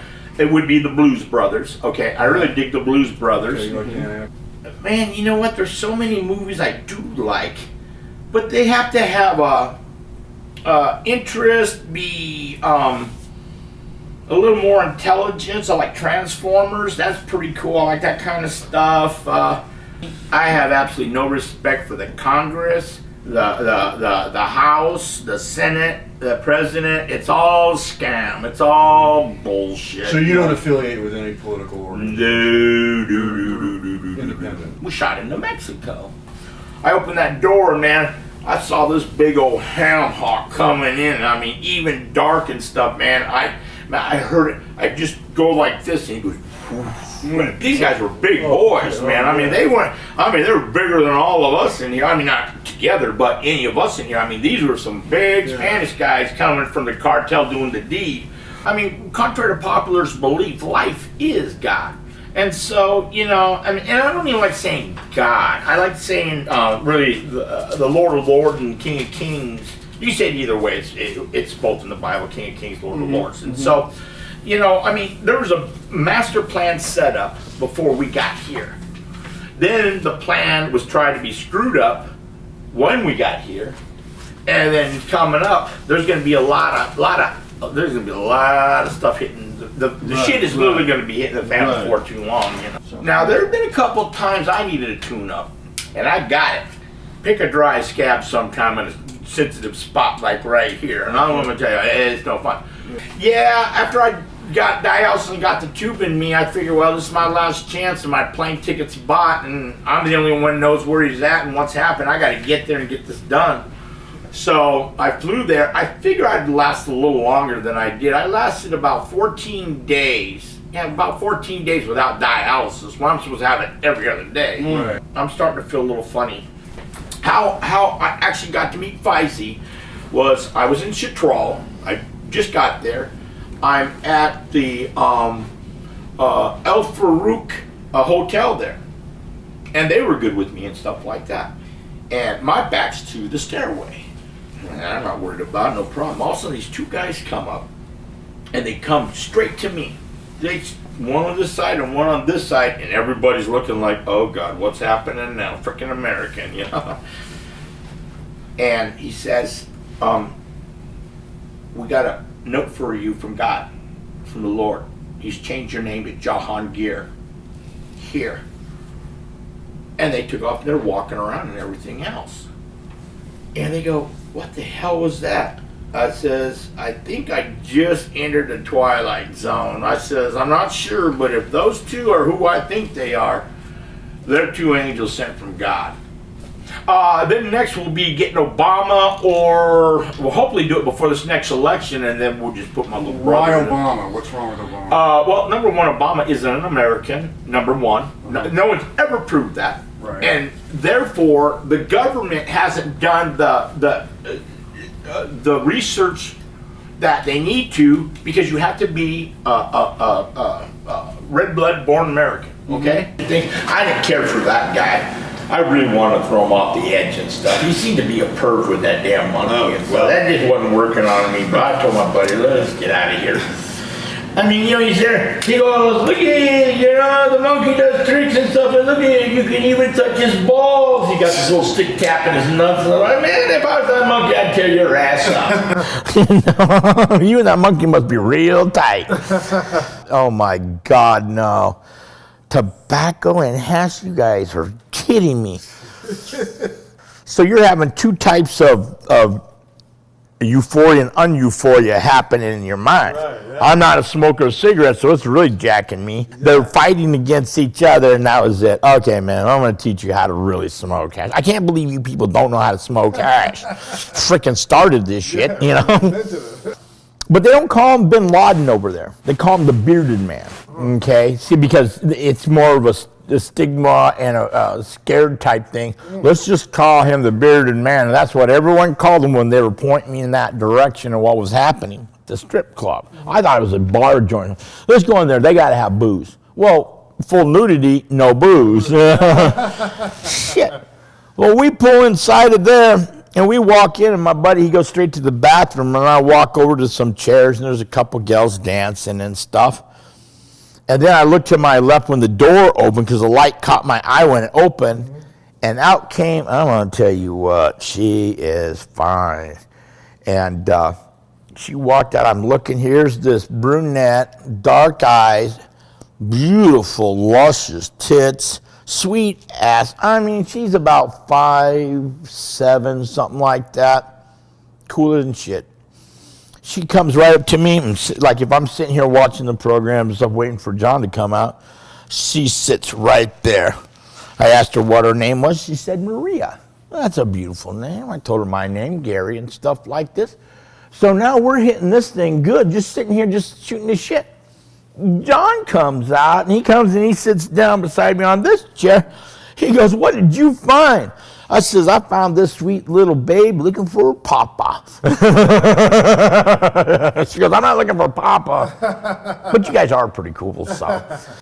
When I was in San Diego, the patrol people came up to me and said, "This is an illegal boat. You can't go to ocean with this. You don't have a radio. You don't have any food to speak of. You don't have a life jacket. You don't have flares. You're not supposed to be on this kind of application. You're going to have to pull it out." All right, cool. There was 3 of them and me and my buddy. I says, "No problems, guys. We'll do it. You're right." So we're pulling down the mast. So 2 of them got in the car and left, and the one guy's walking down the street and stuff. I says, "John, let's hook this thing up right now. I'm out of here." I'm cruising, and then, like I say, then all of a sudden that hurricane hit. Right. That went down to Cabo, and man, I'll tell you what, I didn't expect that. Man, when it hit me hard. And I'm asleep up front, got my hands like this on my belly, and the next thing I know, I'm floating and just in my mind I said, "Oh God, that's not," and before I could say natural, the boat hit the water. Huh. So a wave picked me up high. I mean, it was a long drop because when I hit, I could feel it. It was a weird feel on that boat from the keel to the very top of that mast. I didn't have a clue. I figured it was in El Salvador, maybe. Actually, I was hoping I was in Honduras. Where were you? Where did you wind up being? I ended up in Mexico, right? Mexico. Right. On when you look on the Baja there, on the Pacific side, there's a hook in there. Mm-hmm. I'm not the first boat that's been thrown in there. When they showed me the boat junkyard where all the other boats that got thrown in there are at, I thought, darn. I cut it all up in no more than 6-foot pieces because my bag was set for 6-foot skis. Uh-huh. So I put everything in there.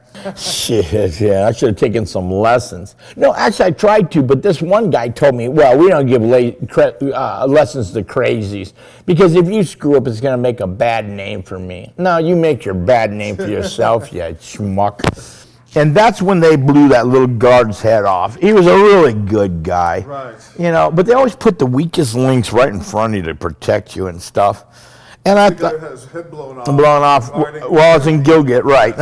And that one, it did hit me for fear. I was just sad for the poor guy. It's just like, damn, man, it was because of me you get killed.